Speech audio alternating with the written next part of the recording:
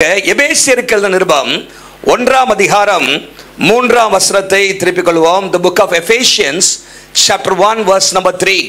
நம்முடைய கர்த்தராகிய இயேசு கிறிஸ்துவின் பிதாவாகிய தேவனுக்கு ஸ்தோத்திரம்.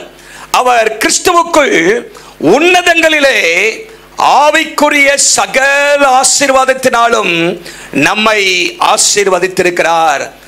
உன்னதங்களில் ஆவிக்குரிய சகல ஆசீர்வாதத்தினாலும் நம்மை ஆசீர்வதித்திருக்கிறார். He has blessed us with all heavenly blessings in Christ Jesus என்று சொல்லப்பட்டிருக்கிறது. 3ஆம் அதிகாரம் 8ஆம் வசனத்திலே ஒரு வேத பகுதி இப்படியாக சொல்கிறது, கிறிஸ்துவனுடைய அளவற்ற ஐஸ்வர்யம், the Lord's boundless wealth in Christ அப்படின்னு போட்டிருக்குது.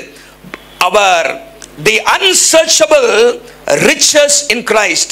இன்னைக்கு என்னுடைய செய்தியின் தலைப்பு அதுதான், கிறிஸ்துவனுடைய அளவற்ற ஐஸ்வர்யம். அல்லேலூயா.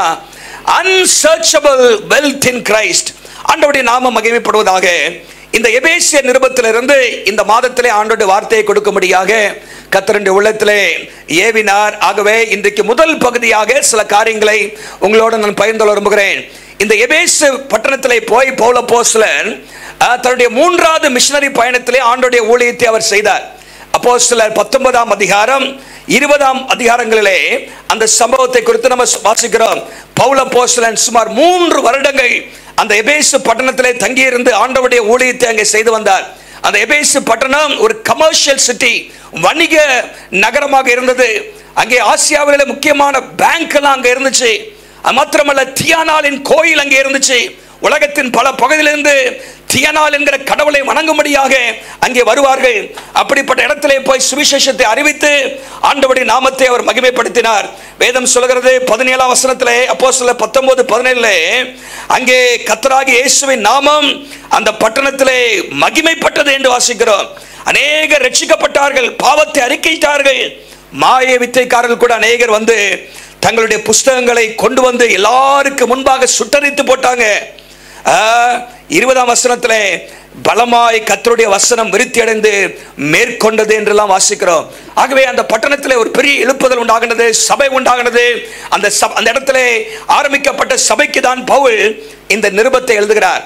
இந்த நிருபத்தில் எந்த ஒரு துரு உபதேசத்தை குறித்தும் அவர் அங்கே சொல்லவில்லை. அங்கே அவர் சொல்றதெல்லாம் கிறிஸ்துவுக்குள்ளாக கர்த்தர் உங்களை எப்படி ஆசீர்வதிச்சிருக்கிறாரு, மாத்திரமல்ல நீங்கள் எப்படி நடக்கணும். முதல் 3 அதிகாரங்களிலே ஆண்டவருடைய ஆசீர்வாதத்தை குறித்து அவர் எழுதுகிறார். தேவன் நம்மை எவ்வளவாக ஆசீர்வதித்திருக்கிறார், நேசித்திருக்கிறார், ரட்சித்திருக்கிறார், அவருக்குள்ளாக நமக்கு இருக்கிற ஆசீர்வாதங்கள் என்ன என்றெல்லாம் எழுதிவிட்டு 4ஆம் அதிகாரத்துக்கு வரும்பொழுது அங்கே சில காரியங்களை சொல்றாரு. நாம் அந்த அழைப்புக்கு பாத்திரவான்களா நடக்கணும்னு சொல்றாரு. அப்ப முதல் பகுதியில் அவர் வெல்த் இன் கிரைஸ்ட், கிறிஸ்துவுக்குள்ளாக நமக்கு இருக்கிற ஐஸ்வர்யம், அதை குறித்து எழுதுகிறார். இரண்டாவதாக அந்த ஐஸ்வர்யத்தை ஆசீர்வாதத்தை பெற்ற நாம் எப்படி நடக்கணும், வாக் இன் கிரைஸ்ட் என்று எழுதுகிறார். கடைசி அதிகாரத்தில் நீங்கள் வரும்பொழுது கிறிஸ்தவர் வாழ்க்கையில் இருக்கிற ஆவிக்குரிய யுத்தத்தை குறித்து அவர் எழுதுகிறார். Warfare, wealth, walk, warfare, WWW, இந்த 3 காரியத்தையும் அங்கே பார்க்கிறோம். ஆகவே இன்றைக்கு முதல் W பார்க்க போறோம். வருகிற வாரத்திலே மற்ற காரியங்களை உங்களோடு நான் பகிர்ந்து கொள்ள போகிறேன். இங்கே கிறிஸ்துவுக்குள்ளான நம்முடைய ஆசீர்வாதங்கள் என்கிற தலைப்பிலே இன்றைக்கு நாம பார்க்க போறோம். கிறிஸ்துவுடைய அளவற்ற ஐஸ்வர்யம், ஒரு மொழிபெயர்ப்பிலே பவுண்ட்லெஸ் ரிச்சஸ் போட்டிருக்கு. Unsearchable riches. நமக்கு தேவனுக்குள்ளாக இருக்கிற அந்த ஐஸ்வர்யத்திற்கு அளவே கிடையாதான். அவ்வளவு ஆசீர்வாதத்தை ஆண்டவர் நம்ம என்ன பண்றாரா, ஆண்டவர் தந்திருக்கிறாரா. தேவன் நமக்கு தருகிற ஆசீர்வாதங்கள் இந்த உலகத்தின் ஆசீர்வாதங்களுக்கு ஒப்பாகவே கிடையாது. அது எத்தனையோ மடங்கு அதிகமாக இருக்கிறது. இந்த உலகத்தில் எத்தனையோ பணக்காரர்கள் இருக்கிறார்கள். பில் கேட்ஸ், வாரன் பஃபே போன்றவர்கள் எல்லாம் அங்கே இருக்கிறார்கள். இந்தியாவிலே அம்பானி, அதானி போன்ற பெரிய பணக்காரர்கள் இருக்கிறார்கள், கோடீஸ்வரர்கள் அவர்கள். மிடில் ஈஸ்ட்ல பாத்தீங்கன்னா சில ஷேக்ஸ் இருக்கிறாங்க. அவருடைய ஆயில் விற்பனையிலே அவர்களுக்கு வார வருமானமே பல கோடி ரூபாய்கள். இப்படிப்பட்ட ஐஸ்வர்யவான்களா இருந்தாலும் ஆண்டவருக்குள்ளாக நமக்கு இருக்கிற ஐஸ்வர்யத்தோடு கம்பேர் பண்ணும்போது அதெல்லாம் ஒண்ணுமே கிடையாது. அல்லேலூயா. அதாங்க சொல்லப்பட்ட கிறிஸ்துவுடைய அளவற்ற ஐஸ்வர்யம். அல்லேலூயா. boundless riches in Christ. இன்னைக்கு அப்படிப்பட்டதை நாம் உணர வேண்டும். அறிந்திருக்க வேண்டும் என்று கர்த்தர் விரும்புகிறார். அதை குறித்து தான் இன்றைக்கு நான் உங்களோடு சில காரியங்களை நான் பகிர்ந்து விரும்புகிறேன். பாருங்க, உலகத்தில் பணக்காரர்கள் எல்லாம் நிறைய பேர் இருக்கிறாங்க, கஞ்ச பிசினாரிகள் இருக்கிறாங்க. கேள்விப்பட்டிருக்கீங்களா? உலகத்திலே மோசமான கஞ்ச பிசினாரி ஒருத்தரை கூட சொல்லப்பட்டிருக்கிறது. Notorious, she had a notorious reputation of the world's greatest miser. ரொம்ப ரொம்ப ரொம்ப ரொம்ப கஞ்சத்தனமா வாழ்ந்த ஒரு பெண் இருந்தாங்களாம். 1916 வருஷத்துல அவங்க வந்து மரிச்சு போனாங்களாம், 81 வயசுல. அவங்க பிறக்கும் போதே அவங்க பெற்றோர்களுக்கு பரம்பரை சொத்துலாம் நிறைய இருந்துச்சாம். அவங்க மரிக்கும் போது அவங்களுக்கு அன்னைக்கு இருந்த மதிப்பு வந்து $100 மில்லியன். அன்னைக்கு இன்னைக்கு கணக்குப்படி பார்த்தீங்கன்னா $3 பில்லியன். அது நம்ம கணக்குப்படி இந்தியாவின் மதிப்பின்படி 25,000 கோடி ரூபாய்க்கு அவங்க ஓனர். யாரு? ஒரு பெண்மணி. அவங்க பேர் என்னன்னா ஹென்ரிட்டா கிரீன். சொல்லுங்க, ஹென்ரிட்டா கிரீன். அந்த அம்மா இருக்கு பாருங்க, சரியான கஞ்சத்தனை பண்றாமா. அதை குறித்து எழுதுறாங்க என்னன்னா, அதாவது சாப்பாடை சூடு பண்ணி சாப்பிட மாட்டாங்களா எப்பவுமே. சாயங்காலம் ஆயிடுச்சுன்னா அந்த சூடு பண்ண கொஞ்சம் கேஸ் செலவாயிருமே அப்படின்னு சூடு பண்ண மாட்டாங்களாம், கோல்டெல்லாம் சாப்பிடுவாங்களாம். துணி துவைக்கும் போது எங்க அழுக்கு இருக்கோ அதை மாத்திரம் துடைப்பாங்களாம் அப்படி. ஏன்னா நிறைய சோப்பு செலவாயிடக்கூடாதுன்னு நம்ம காலர்ல நிறைய அழுக்கு இருக்கும் பார்த்தீங்களா, அப்ப சட்டையில காலரை மாத்திரம் தான் கழுவுவாங்களாம், முழுசா முக்கிய சோப்பு போட மாட்டாங்களாம். அப்புறம் ஒரு நாள் ராத்திரி முழுசா அவங்க கேரேஜ் என்னமோ வீட்டுல ரொம்ப என்னத்தையோ தேடிட்டு இருந்தாங்களா. ராத்திரி முழுசா கிடைக்கவே இல்லையா. காலையில என்னமா தேடினீங்க அப்படின்னா 2 காசு ஸ்டாம்பு காணும் அப்படின்னு தேடினாங்களாம். எத்தனை காசு ஸ்டாம்பு? 2 cents, 2 காசு அன்னைக்கு அவங்க மதிப்புல. அந்த ஸ்டாம்பு காணாம போச்சுன்னு இந்த அம்மாக்கு எத்தனை ரூபா இருக்கு? நம்ம ஒரு மதிப்பை விட 25,000 கோடி ரூபாய் இருக்குது. ராத்திரி முடிச்சு எதை தேடிச்சான்? 2 காசு ஸ்டாம்பை தேடிச்சான் அந்த அம்மா. அப்புறம் என்ன பண்ணாங்கன்னா, ஒரு நாள் அவங்க பையனுக்கு காலில் அடிபட்டு காலில் கொஞ்சம் உடஞ்சிருச்சான். அப்போ ஆஸ்பத்திரி கூட்டிட்டு போனா எங்க கூட்டிட்டு போனாங்கன்னா, ஃப்ரீ கிளினிக் எங்க இருக்குன்னு கண்டுபிடிச்சு தேடி போனாங்களாம். ஏழைகளுக்கு ட்ரீட்மெண்ட் கொடுக்குற இலவச கிளினிக்கு போனாங்களாம். அங்க போய் ட்ரீட்மெண்ட் எடுக்கும்போது நிறைய பேர் நம்ம பார்த்துட்டாங்களாம். என்னம்மா இங்க வந்திருக்க அப்படின்னு. இந்த அம்மா பையனை, ஐயோ வேண்டாம்ப்பா, எங்க வீட்டிலேயே மருத்துவம் பார்த்துக்கிறேன், வீட்டுக்கு கூட்டிட்டு வந்தம்மா, வீட்டிலேயே மருத்துவம் பார்த்துக்கிறேன். அப்ப வீட்டிலேயே மருத்துவம் பார்த்து கடைசியில் என்னாச்சுன்னா, அது மோசமா போய் அந்த பையனோட காலையை ஆம்புடேட் பண்ணிட்டாங்களாம். எவ்வளவு மோசம் பாருங்க. நம்ம பையனுக்கு சரியா மருத்துவம் பார்க்க அவ்வளவு பணத்தை செலவு பண்ண முடியாம, the lady was stingy, she possessed great wealth, ஆனா அது எப்படி பயன்படுத்த அவருக்கு தெரியல. she did not have the ability to tap into it. அதை எப்படி பயன்படுத்த தெரியாம அப்படி வாழ்ந்தார்கள். இன்னைக்கு கிறிஸ்தவர்களாகிய நாமோ, நமக்கு ஆண்டவர் அளவற்ற ஐஸ்வர்யத்தை கொடுத்திருக்கிறாரு, கிறிஸ்துவுக்குள்ளாக அநேக ஆசீர்வாதங்களை தந்திருக்கிறாரு. அதை எப்படி பயன்படுத்துன்னு தெரியாம இன்னைக்கு அநேக கிறிஸ்தவர்கள் வாழ்ந்து கொண்டிருக்கிறார்கள். இன்னைக்கு ஆண்டவர் அதை நம்ம அறியணும்னு கத்த விரும்புகிறாரு. நீங்க யார் கிறிஸ்துவுக்குள்ளாக? What is your identity in Christ? நீங்கள் யார் இயேசுவுக்குள்ளாக எப்படிப்பட்டவராக இருக்கிறீர்கள்? ரட்சிக்கப்பட்டவர் தேவ பிள்ளை, அவருக்கு ஆண்டவர் தருகிற ஆசீர்வாதம் என்ன? தேவனுடைய பார்வையில் நாம் எப்படிப்பட்டவராக இருக்கிறோம்? அதுதான் பவுல் அங்கே எழுதுகிறார். கழுகு வான்கோழி கதை எத்தனை பேருக்கு தெரியும் தெரியல. கழுகு சிக்கன் கதைன்னு சொல்லுவாங்க, வான்கோழி ஈகிள் அண்ட் டர்க்கி. ஒரு நாள் ஒரு பண்ணை வச்சிருக்கிற ஒரு ஆளு என்ன பண்ணாரா, நிறைய வான்கோழி வளர்த்துட்டு இருந்தாராம்.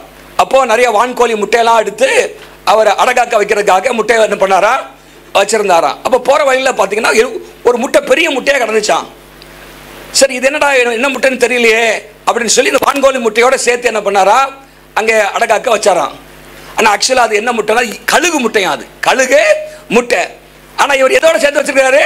வான்கோழியோட. இது என்ன செஞ்சுச்சான், சேர்ந்து கொஞ்ச நாள் ஆச்சு. அப்புறம் எல்லாம் குஞ்சு பறிச்சுச்சான். கழுகு முட்டையும் குஞ்சு பறிச்சிச்சு, வான்கோழி முட்டையும் குஞ்சு பறிச்சிச்சு. எல்லாம் சேர்ந்து கூட்டமாக வாழ ஆரம்பிச்சிச்சு. இந்த கழுகுக்கு தெரில தான் கழுகுன்னு தெரில, நம்மளும் யார் தான் வான்கோழி தான் பொழுக்கு அப்படின்னு சொல்லி எல்லாம் மெஜாரிட்டி எங்கே அங்கே தான் இருக்குது, அங்கே வான்கோழியாக தான் இருக்குது. ஆகவே எல்லா வான்கோழியும் சேர்ந்து அது என்ன பண்ணிச்சான், சுற்றிட்டு வந்துச்சான். அங்கே மண்ணை நோண்டிச்சான், புழுவை சாப்பிட்டுச்சான். அந்த வான்கோழி மாதிரியே சத்தம் போட்டுச்சான், வான்கோழி மாதிரியே கத்துச்சான். இதோ எது? கழுகு. ஆனா அதுக்கு கழுகுனே தெரியல. மேல மேல பறந்து பார்க்குது, அதுக்காக பறந்து பறக்கிறதுக்கான வாய்ப்பு இல்லை. ஏன்னா அந்த வான்வெளிகள் ரொம்ப பறக்காது. இப்படி காலங்கள் போயிட்டே இருந்துச்சான். ஒரு நாள் திடீர்னு இந்த கழுகு கொஞ்சம் வளர்ந்துருச்சு. இப்போ மேல பார்த்துச்சான், மெக்னிஃபிஷன்டா பயங்கரமான மெஜஸ்டிக்கா ஒரு பறவை மேல பறந்துட்டு இருந்துச்சான். அப்போ மற்ற வான்கோழி டர்க்கியை பார்த்து சொல்லிச்சான், அங்க பாருங்க ஒரு பெரிய பறவை அங்க நல்லா பயங்கரமா மெஜஸ்டிக்கா பறக்குது, அது என்ன அப்படின்னு கேட்டுச்சான். இந்த மற்ற வான்கோழி மண்டையில தட்டி, அது வந்து கழுகு பாது. அது என்னது? அது கழுகு. அது வந்து பறவைகளுடைய தலைவனா இருக்குது, சீஃப் ஆஃப் பேர்ட்ஸ். ஆகவே அத மாதிரிலாம் இருக்க முடியாது, அதை பற்றிலாம் யோசிக்காத, இங்க வா நம்ம மண்ணை நோண்டு சாப்பிட போடுவேன் அப்படின்னு இந்த மண்டையை தட்டிடுச்சான். அந்த கழுகு அதை பற்றியே திரும்ப சிந்திக்காம இந்த வான்கோழி மாதிரியே கீழேயே பார்த்து பார்த்து பார்த்து அப்படியே செத்து போச்சான். கழுகா பிறந்து எப்படியே செத்து போச்சு, வான்கோழியா வாழ்ந்து வான்கோழியா செத்து போச்சு. இன்னைக்கு நிறைய பேருடைய வாழ்க்கையிலும் நம்ம யார் என்று அறியாம என்ன பண்றோம், நம்ம இருக்கிறோம். Many Christians have an identity crisis. நாம் யார், கிறிஸ்துவுக்குள்ளாக நாம் யார், who we are in Christ. இயேசுவை ஏற்றுக்கொண்ட பிள்ளைகளாகிய நாம் கிறிஸ்துவுக்குள்ளாக என்னவா இருக்கிறோம் என்றுதான் பவுல் இங்கே எபேசிய நிருபத்திலே மக்களுக்கு எடுத்து காண்பிக்கிறார். We must know our identity. நாம் யார் என்று நாம் அறிய வேண்டும். And we must also live out our identity. நம்முடைய அந்த யார் என்பதை அறிந்து அதற்கு ஏற்றா போல நடக்கணும். ஒரு அல்ல சொந்த பார்க்கலாம், அதற்கு ஏற்றால் போல நடக்க வேண்டும் என்று கர்த்தர் விரும்புகிறார். அதுதான் இங்கே வசனத்தில் வாசிக்கிறோம். ஆண்டவர் சொல்றாரு, கிறிஸ்துவுக்குள்ளாக அளவற்ற ஐஸ்வர்யம் உங்களுக்கு இருக்கிறது, கிறிஸ்துவுக்குள்ளாக நீங்கள் விசேஷமானவர்கள், யூ ஆர் ஸ்பெஷல் அப்படிங்கிறாரு. நம்ம நேரத்தில் ஐயோ நான் இப்படி இருக்கிறேன்னு நினைக்கிறோம். ஆனால் ஆண்டவர் நீ விசேஷமானவன், நீ தேவனுடைய பிள்ளை அப்படிங்கிறாரு. நீ அழகா இருக்கங்கிறாரு, நீ சூப்பரா இருக்கங்கிறாரு. நம்ம தான் இருக்கிறோம், ஐயோ இப்படி இருக்கிறோமே, இன்னும் கொஞ்சம் பவுடர் அப்புவோமா, ஃபேர் அண்ட் லவ்லி தாத்தா தப்போமா, இதை வாங்குவோமா அப்படின்னு இருக்கோம். ஆண்டவர் சொல்றாரு, ஏற்கனவே அழகா தானப்பா இருக்கிற, தேவனுடைய சாயல்ல சிருஷ்டிக்கப்பட்டிருக்கிறிய. அப்போ நமக்கு என்ன வருதுன்னா ஒரு ஐடென்டிட்டி கிரைசிஸ் வருது, நான் இப்படி இருக்கிறேனே அப்படின்னு. ஆனால் கிறிஸ்துவுக்குள்ளாக நீங்கள் யாரு, நீங்கள் விசேஷமானவர்கள், நீங்கள் சிறந்தவர்கள், ஹல்லேலூயா, நீங்கள் அளவற்ற ஐஸ்வர்யத்தை உடையவர்கள் என்றெல்லாம் கர்த்தர் அங்கே சொல்லியிருக்கிறதை நாம் அங்கே பார்க்கிறோம். இன்றைக்கு 3 காரியத்தை உங்களோட நான் பகிர்ந்து கொள்ள விரும்புகிறேன். 3 காரியங்கள். முதலாவதாக ஆவிக்குரிய ஐஸ்வர்யத்துடைய அளவு, the quantity of our spiritual wealth. இரண்டாவதாக the quality of our spiritual wealth, ஆவிக்குரிய ஆசீர்வாத ஐஸ்வர்யம் அது எப்படிப்பட்டது. மூன்றாவதாக the qualification of our spiritual wealth. இந்த ஆவிக்குரிய ஐஸ்வர்யத்தினுடைய அது பெற நம்முடைய தகுதி என்ன, நாம் என்ன செய்யணும் அப்படிங்கிற காரியத்தை நான் உங்களோடு பகிர்ந்து கொள்ள விரும்புகிறேன். வாசிக்கலாம் 3ஆம் வசனத்தை திருப்பி வாசிங்க. 3ஆம் வசனத்தில் மைக்கில் அங்கே சொல்லப்பட்டிருக்கிறது, அவர் கிறிஸ்துவுக்குள் உன்னதங்களில் ஆவிக்குரிய சகல ஆசீர்வாதத்தினாலும் நம்மை ஆசீர்வதித்திருக்கிறார். சகல, எல்லாம் சொல்லுங்க, சகல, all spiritual blessings, every spiritual blessing, ஆவிக்குரிய சகல ஆசீர்வாதத்தினாலும் நம்மை ஆசீர்வதித்திருக்கிறார். அப்படின்னா இந்த உலகத்திலே நாம் வாழ வேண்டிய எல்லா காரியத்தையும் கர்த்தர் நமக்குள்ள தந்துட்டாரு. வெற்றி உள்ள வாழ்க்கை வாழ, மகிழ்ச்சி உள்ள வாழ்க்கை வாழ, சமாதானம் உள்ள வாழ்க்கை வாழ ஆண்டவர் எதெல்லாம் நமக்கு தேவையோ, சாத்தானை ஜெயிக்க, பாவத்தை ஜெயிக்க நமக்கு என்ன தேவையோ எல்லாவற்றையும் அவர் நமக்கு தராராம். ஒரு லட்சங்க பார்க்கலாம். ஹல்லேலூயா. வல்லமையை தராரு சாத்தானை எதிர்த்து போராடுவதற்கு. என்னுடைய சமாதானத்தை தரேன்னு சொல்லியிருக்கிறாரு, என்னுடைய சந்தோஷத்தை உங்களுக்கு தரேன்னு சொல்றாரு. யோவான் 14:15 வாசிக்கிறோம், கிறிஸ்துவுக்குள்ளாக ஞானம், அறிவு என்கிற பொக்கிஷத்தை நமக்கு தருகிறாரு. இப்படி அநேக காரியங்களை கர்த்தர் நமக்கு தராரு. ஹல்லேலூயா. சிறப்பாக வாழ்வதற்கு, குடும்பம் நடத்துவதற்கு என்னென்ன அந்த உலகத்தில் தேவையோ எல்லாவற்றையும், சகல ஆசீர்வாதத்தையும். நம்ம நினைக்கிறோம் பணம் இருந்தா எல்லாம் நினைக்கிறோம். இல்ல, பணத்தை வைத்து சிறப்பான குடும்பம் நடத்த முடியாது, பணத்தை வைத்து வாழ்க்கையில வெற்றி பெற முடியாது. அதுக்கு நமக்கு ஆண்டவருடைய ஆசீர்வாதம் தேவை. அதை குறித்து நான் பின்னாடி விளக்கமா சொல்றேன். ஆண்டவருடைய ஆசீர்வாதம், சகல ஆசீர்வாதத்தையும் கிறிஸ்துவுக்குள்ளாக ஆண்டவர் நமக்கு தராரு. ஒரு மனிதன் இயேசுவை, தேவனை ஏற்றுக்கொள்ளும் பொழுது அவன் இயேசு தருகிற எல்லாவற்றையும் அவன் பெற்றுக்கொள்கிறான். ஹல்லேலூயா. இயேசு நமக்காக வைத்திருக்கிற எல்லா ஆசீர்வாதத்தையும் அந்த மனிதன் பெற்றுக்கொள்கிறான். ஆண்டவருடைய நாமம் மகிமைப்படுவதாக. எபேசியர் 1:18 அங்க பாருங்க, இந்த எபேசியர் 1, 2, 3 அதிகாரத்துல இந்த ஐஸ்வர்யம் என்கிற வார்த்தை பலமுறை வருது. 1:18 பாருங்க, அங்க என்ன போட்டிருக்குன்னா மகிமையின் ஐஸ்வர்யம் அப்படின்னு போட்டிருக்கு. மகிமையின் ஐஸ்வர்யம் 1:18. 3:19 வாசித்தீங்கன்னா 3:19 அங்கேயும் மகிமையின் ஐஸ்வர்யத்தின்படியே மகிமையின் ஐஸ்வர்யம். இன்னும் ரோமர் 9:23 பவுல் மகிமையின் ஐஸ்வர்யம் என்று எழுதுகிறார். இப்ப எபேசியருக்கு வாங்க. எபேசியர் 1:7 கிருபையின் ஐஸ்வர்யம் என்று எழுதுகிறார். கிருபையின் ஐஸ்வர்யம், the riches of his grace. 2:6 கிருபையின் ஐஸ்வர்யம். 2:4 இரக்கத்தில் ஐஸ்வர்யம். 2:4 எபேசியர் 3:8 கிறிஸ்துவனுடைய அளவற்ற ஐஸ்வர்யம். அளவற்ற ஐஸ்வர்யம் 2:4. அப்ப பாருங்க, நாம் இந்த உலகத்திலே நம்முடைய தாயின் வயிற்றிலே உலகத்திலே மாம்ச பிரகாரமாக பிறக்கும் போது ஒருவேளை ஐஸ்வர்யவான்களாக பிறக்காம இருக்கலாம். ஆனால் ரட்சிக்கப்பட்டு ஆவிக்குரிய வாழ்க்கையிலே பிறக்கும் பொழுது நம்ம ஐஸ்வர்யவான்களாக தான் பிறக்கிறோம். ஹல்லேலூயா. கிறிஸ்துவுடைய சகல ஆசீர்வாதங்களும் நமக்கு உடையவர்களாக இருக்கிறது. அங்கே ரோமர் 10:12 பவுல் சொல்றாரு, அவரை தொழுது கொள்கிற யாவருக்கும் அவர் ஐஸ்வர்ய சம்பர்ணராக இருக்கிறார். ஹல்லேலூயா. ஐஸ்வர்ய சம்பர்ணர். ரோமர் 2:4 பவுல் எழுதுகிறாரு, அவருடைய தயவு, பொறுமை என்கிற நீடிய சாந்தம் இவைகளின் ஐஸ்வர்யத்தை அசட்டை பண்ணுகிறாயோ. இதெல்லாம் உண்மையான ஐஸ்வர்யங்கள். 1 தீமோத்தேயு 6:17 நாம் அனுபவிப்பதற்கு சகலவித நன்மைகளையும் அவர் சம்பூர்ணமாய் தரான்னு போடுறார். இந்த உலகத்திலே நமக்கு என்ன தேவை, இந்த உலகத்தில் நாம் ஜீவிப்பதற்கு என்ன தேவை, ஏன்னா அவர் நமக்கு பரலோக தகப்பனாக இருக்கிறார். அந்த காரியங்கள்லாம் நமக்கு ஆண்டவர் தரார். இந்த உலகத்தில் நாம் வாழ்வதற்கு உணவு தேவை, உடை தேவை, இதெல்லாவற்றையும் அவர் ப்ரொவைட் பண்றாரு. இந்த உலகத்தின் ஆசீர்வாதங்களை தராரு. ஆனா அங்கே ஒரு காரியம் போட்டிருக்கு, இந்த ஐஸ்வர்யம் போட்டிருக்கு பாருங்க. இந்த உலகத்தின் ஐஸ்வர்யம் எப்படிப்பட்டனா நிலையற்ற ஐஸ்வர்யம். Uncertain riches. அந்த அண்டர்லைன் பண்ணுங்க, நிலையற்ற ஐஸ்வர்யம். இந்த உலகத்தினுடைய ஐஸ்வர்யம் அது நிலையற்றது. எப்போ வேணா நம்ம விட்டு போயிடலாம், எப்போ நம்ம விட்டு திருடப்படலாம், நம்ம விட்டு கடந்து போயிடலாம். நிலையற்ற ஐஸ்வர்யம். ஆனா கர்த்தர் தருகிறது மெய்யான ஐஸ்வர்யம், ட்ரூ ரிச்சஸ், மெய் பொருள் அப்படின்னு லூக்கா 16:11 போட்டிருக்கு. ட்ரூ ரிச்சஸ், ட்ரூ ரிச்சஸ், மெய்யான ஆசீர்வாதங்கள், விலையேறப்பெற்றவைகள், பணத்தினால் கொடுத்து வாங்க முடியாதவைகள். இதுதான் மெய்யான பொருள். அது ட்ரூ ரிச்சஸ் ஆங்கிலத்தில் போட்டிருக்கு. உண்மையான ஆசீர்வாதம் என்ன, அதை நாம் கண்டுகொண்டு நம்ம வாழ்க்கையில அதை பெற்று வாழணும். ஹல்லேலூயா.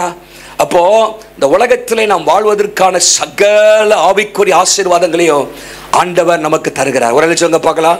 குவான்டிட்டி என்னன்னா சகல, எல்லாம் குவாலிட்டி. இப்போ அது எப்படிப்பட்டது அப்படின்னு சொல்லி நீங்க சில காரியங்களை பார்க்க போறோம். நீங்க எபேசியர் 1ஆம் அதிகாரத்துல அங்கே பவுல் சொல்றாரு பாத்தீங்களா, ஆவிக்குரிய சகல ஆசீர்வாதத்தினால் நம்மை ஆசீர்வதித்திருக்கிறார் அப்படின்னு போட்டு எழுதிட்டு 4ஆம் வசனத்துல இருந்து அவருக்கு உள்ளம் அப்படியே சந்தோஷத்தினால் பொங்குது. இவ்வளவு ஆசீர்வாதம் அப்படின்னு 4ஆம் வசனத்துல இருந்து 14ஆம் வசனம் வரைக்கும் ஒரே புள்ளி வைக்காம எழுதியிருக்கிறாரு. கிரேக் லாங்குவேஜ்ல ஒரே சென்டென்ஸா, லாங் சென்டென்ஸ். தமிழ்ல நிறைய இருக்கு, பிரிச்சு இருக்கு, இங்கிலீஷ்ல பிரிச்சு இருக்கு. ஆனா 4ஆம் வசனத்துல இருந்து 14ஆம் வசனம் வரைக்கும் it is a one long sentence in Greek language. அப்படியே அவரால் நிறுத்த முடியல. ஆண்டவர் இப்படி தந்திருக்கிறார் அப்படின்னு சொல்லி எல்லாத்தையும் வரிசையா அப்படியே புள்ளி வைக்காம எழுதிட்டாரு. ஒரு சொல்லுங்க பார்க்கலாம். அப்ப ஒரு நேரத்தில் புள்ளி வச்சுதான் ஆகணும். சரி, இனிமேல் நீனே புரிஞ்சுக்கப்பா, நான் சொல்றதை சொல்லிட்டேன் அப்படின்னு. அது என்னெல்லாம் சொல்றாருன்னா, பிதாவாகிய தேவன் நமக்கு தருகிற ஆசீர்வாதம் என்ன, குமாரனாகிய இயேசு நமக்கு தருகிற ஆசீர்வாதம் என்ன, பரிசுத்த ஆவியானவர் நமக்கு தருகிற ஆசீர்வாதம் என்ன என்பதெல்லாம் அங்கே விளக்கி சொல்றாரு. நீங்க அங்க வாசித்தீங்கன்னா அங்கே 3ஆம் வசனத்துல முதல்ல சொல்றாரு, இதெல்லாம் உன்னதங்களில் இருந்து வருகிற ஆசீர்வாதம். ஹல்லேலூயா. எங்க இருந்து வர ஆசீர்வாதம்? உன்னதத்தின் ஆசீர்வாதம். உன்னதங்கள், ஹெவன்லிஸ். அந்த ஹெவன்லிஸ்ங்கிற வார்த்தை நிறைய முறை பவுல் எழுதுகிறார். 20ஆம் வசனத்துல பார்க்கிறோம், 2ஆம் அதிகாரம் 7ஆம் வசனத்துல, 3ஆம் அதிகாரம் 10ஆம் வசனத்துல எல்லாம் நீங்க வாசிக்கும் போது உன்னதங்களில், உன்னதங்களில், உன்னதத்தின் பரலோகத்தில் இருந்து வருகிறது. பரலோக ஆசீர்வாதங்கள், கர்த்தர் நமக்கு தருகிற ஆசீர்வாதங்கள், it is originated in heaven. அது எங்க இருந்து வருதுன்னா வானத்திலிருந்து வருது. ஹல்லேலூயா. நன்மையான எந்த ஈவும் பூர்ணமான எந்த வரமும் பரத்திலிருந்து உண்டாகி இறங்கி வருது. ஹெவன்லிஸ். ரட்சிக்கப்படாத ஒரு நபர் இந்த பூமிக்குரிய ஆசீர்வாதத்தையே நாடி தேடுவார். அதான் இயேசு சொல்றாருல மத்திய 6ல், அந்நியானிகள் இதை நாடி தேடுறாங்க. பூமிக்குரியவைகளே நாடி தேடுவார்கள். அவர்களை குறித்து ஆண்டவர் இயேசு சொல்லும்போது லூக்கா 16:8 அவர்கள் இப்பிரபஞ்சத்தின் பிள்ளைகள், உலகத்தின் பிள்ளைகள், உலகத்தின் காரியங்களே தேடுறாங்க, அழிந்து போகிற காரியங்களை தேடுறாங்க, நிலையற்ற காரியங்களை தேடுறாங்க. ஆனா கிறிஸ்தவ வாழ்க்கை பரலோகத்தை மையமாக கொண்டிருக்க வேண்டும். Christian life must be centred in heaven. ஒரு எல்லை சொல்லுங்க பார்க்கலாம். நம்முடைய குடியிருப்பு எங்க இருக்குது? பிலிப்பியர் 3:20. குடியிருப்பு எங்க இருக்குது? பரலோகத்தில் இருக்குது. நம்முடைய பேர் எங்க எழுதப்பட்டிருக்குது? ஜீவ புஸ்தகத்தில் பரலோகத்தில் எழுதப்பட்டிருக்குது. 10ஆம் அதிகாரம் பாருங்க, 20ஆம் வசனம். லூக்கா 10:20 நீங்க வாசித்தீங்கன்னா அங்கே சீஷர்கள்லாம் திரும்பி வராங்க. அவங்களாம் வந்து சந்தோஷமா வராங்க. சந்தோஷமா வந்து என்ன சொல்றாங்கன்னா, ஐயோ பேய் ஓடுது, பிசாசு ஓடுது, அது செய்து இது செய்துன்னு ரொம்ப சந்தோஷப்படுறாங்க. உடனே சொல்ற, இதுக்கெல்லாம் போய் சந்தோஷப்படுறாங்கப்பா, ஸ்டாப் இட் அப்படிங்கிற. எதுக்கு சந்தோஷப்படுங்கன்னா, உங்களுடைய நாமங்கள் பரலோகத்தில் எழுதியிருக்கிறது. ஒரு வேலை சொல்லுங்க பார்க்கலாம். உங்க நாமெல்லாம் எங்க இருக்குது? எந்த ரிஜிஸ்டர்லயும் இல்லாம இருக்கலாம், ரேஷன் கார்டில் உங்க பேர் இல்லாம இருக்கலாம். அப்படி கவலைப்படாதுங்க. உங்க பேர் எங்க இருக்குது? ஒரு வேலை சொல்லுங்க பார்க்கலாம். பரலோகத்தில் உங்க பேர் இருக்கிறதுனால சந்தோஷப்படுங்கிறார். ஹல்லேலூயா. நம்ம எல்லாம் பரலோகத்தின் பிள்ளைகளாக சொந்தக்காரர்களாக மாறி இருக்கிறோம். அப்போ நம்முடைய குடியிருப்பு எங்க இருக்கு? நம்முடைய பேர் எங்க இருக்கு? நம்முடைய பிதா எங்க இருக்காரு? பரலோகத்தில். ஆனா எல்லாமே பரலோகத்தில் வச்சுட்டு நீங்க பூமிக்குரியவைகளே நாடிட்டு இருக்கோமே. பாருங்க, நம்முடைய அட்டென்ஷன், அஃபெக்ஷன், நம்முடைய ஏக்கமும் விருப்பமும் பரலோகத்துக்கு அடுத்த காரியங்களா இருக்கணும், மேலானவைகளா இருக்கணும் வேண்டும். கொலோசியர் 3ஆம் அதிகாரத்தில் நாம் வாசிக்கிறோம் பாருங்க, உன்னதத்தின் ஆசீர்வாதங்கள். அந்த உன்னதத்தில் நம்ம இருக்கிறோம் அப்படிங்கிற உணர்வு நமக்கு வேணும். ஹல்லேலூயா. உன்னதத்தில் இருக்கிறோம். பவுல் பின்னாடி சொல்றார் 2ஆம் அதிகாரத்தில் 7ஆம் வசனத்தில், நம்ம ரட்சிக்கப்பட்டு ஆண்டவர் நம்ம உயிர்ப்பித்து பாவத்திலிருந்து எங்க உட்கார வச்சிருக்கிறாரா? உன்னதங்களில் உட்கார வச்சிருக்கிறார். உன்னதங்களில் அவரோடு கூட உட்காரவும் செய்தார். We have been seated with him in heavenly places. இப்போ நம்ம ரெண்டு விதத்துல இருக்கிறோம், ஸ்பிரிச்சுவல், பிசிக்கலா. பிசிக்கலா நீங்க பாத்தீங்கன்னா, இப்போ ஜென்னி பிளாசால முதல் மாடியில இந்த ஹால்ல நீங்க உட்கார்ந்துருக்கீங்க. எங்க உட்கார்ந்துருக்கீங்க? ஆனா ஆவிக்குரிய ரீதியாக நீங்க பிதாவோடு, இயேசுவோடு கூட உன்னதங்களில் உட்கார்ந்திருக்கிறீங்க. You have been seated in heavenly places. அப்போ நம்முடைய பொசிஷன் எங்க இருக்குன்னா, நான் பரலோகத்தில் தேவனோடு இருக்கிறேன். ஹல்லேலூயா. தேவனோடு உட்கார வைக்கப்பட்டிருக்கிறேன் அப்படிங்கிற எண்ணம் நம்ம வாழ்க்கையில் இருக்கணும். அமெரிக்க ஜனாதிபதி ஒயிட் ஹவுஸ்ல இருக்கிறாரு. 4 வருஷம் தேர்ந்தெடுக்கப்பட்டு அவர் ஜனாதிபதியா இருக்கிறாரு. அவர் ஒயிட் ஹவுஸ்ல இருந்தாதான் அவர் ஜனாதிபதி கிடையாது. அவருக்கு அந்த பொசிஷன் கொடுத்துட்டாங்க, ஜனாதிபதி. ஆனா ஒயிட் ஹவுஸ்க்கு வெளியே வந்தாலும், இந்தியாவுக்கு வந்தாலும், திருச்சியில் இந்த பாரதியார் சாலையில் வந்து பிரசிடென்ட் நடந்தாலும் அவர் அமெரிக்க ஜனாதிபதி தான். ஒரு சொல்லுங்க பார்க்கலாம். அதுக்கு தகுந்தாப்புல அவர் நடக்கணும், அவர் பேசணும், அவர் செயல்படணும். இங்க வந்து சட்டையெல்லாம் கழட்டி போட்டு எப்பான்னு பிச்சை எடுத்துட்டு இருக்க முடியாது. அப்படித்தானே? நீ அமெரிக்க ஜனாதிபதிப்பா, you belong to the White House. நீ வெள்ளை மாளிகைக்கு சொந்தமானவன். நீங்க இருக்கிறனால உன்னுடைய தரம் குறைஞ்சிடல. நீ அதே போல சிந்திக்கணும், அதே போல உடைபடுத்தணும், அதே போல யோசிக்கணும், அதே போல செயல்படணும். இப்போ நீங்க ஆண்டவர் நம்மளே பார்த்து சொல்றாரு, நீ உன்னதத்தில் இருக்கிற உன்னுடைய பேச்சு, நடத்தை, சிந்தை, செயல்பாடுகள், உன்னுடைய ஆசை எல்லாம் பரலோகத்துக்கு அடுத்துதான் இருக்கணும். ஒரே சொல்லுங்க பார்க்கலாம். சரி, இப்போ நீங்க பாத்தீங்கன்னா இந்த வசனங்கள்ல 4லேருந்து 14 வரைக்கும் பிதாவாகிய தேவனுடைய ஆசீர்வாதத்தை கொடுத்து முதல்ல சொல்றார். பிதாவாகிய தேவன் நமக்கு கொடுத்த ஆசீர்வாதம் என்ன அங்கே சொல்லப்பட்டிருக்கிறது. முதல்ல என் குறிப்பு வந்து ஃபேமிலி. ஆண்டவர் ஒரு பெரிய குடும்பத்திலே நம்ம இணைத்திருக்கிறார். நல்லா கவனிங்க. அங்கே தேவன் என்ன சொல்றாருன்னா, 4ஆம் வசனத்துல பவுல் எழுதுறாரு, அவர் உலக தோற்றத்துக்கு முன்னே கிறிஸ்துவுக்குள் நம்மை தெரிந்து கொண்டார். தெரிந்து கொண்டார். He chose us. நம்மை தெரிந்து கொண்டிருக்கிறாராம். தெரிந்து கொண்டு அவர் தமக்கு சுவிகார புத்திரராகும்படி முன் குறித்திருக்கிறார். Adopted us into God's family. குடும்பத்திலே அவர் இணைத்திருக்கிறார், சுவிகார புத்திரராகும்படி. அப்போ he has chosen us, he has adopted us. பாருங்க, இந்த உலகத்திலே பெரிய குடும்பம் என்னன்னா இயேசுவின் குடும்பம் தான். ஒரு சொல்லுங்க பார்க்கலாம். நம்மளாம் ஒரே குடும்பம். ஹல்லேலூயா. நம்மளாம் சகோதர சகோதரிகள். பக்கத்தில் பார்த்து சொல்லுங்க, நீங்க சகோதரி, நீங்க சகோதரர். ஹல்லேலூயா. we are all brothers and sisters in Christ. இந்த கிறிஸ்தவ குடும்பம் தான் உலகத்திலே பெரிய குடும்பங்க. நீங்க நினைக்கலாம், ஐயோ நான் எங்க அப்பா அம்மா இல்லையே, யாருமே கூட பிறந்தவங்க யாருமே இல்லையே. you are not an orphan. நீங்க திக்கற்றவர்கள். நம்ம குடும்பம் பெரிய குடும்பம். ஆண்டவருடைய குடும்பம் தான் உலகத்திலே பெரிய குடும்பம். ஹல்லேலூயா. அவர் நம்முடைய தகப்பன். நம்ம எல்லாரும் ஆண்டவருடைய பிள்ளைகளாக ஒரே குடும்பமாக இணைக்கப்பட்டிருக்கிறோம், கூட்ட கட்டப்பட்டிருக்கிறோம். 9ஆம் வசனத்துல பவுல் சொல்றாரு.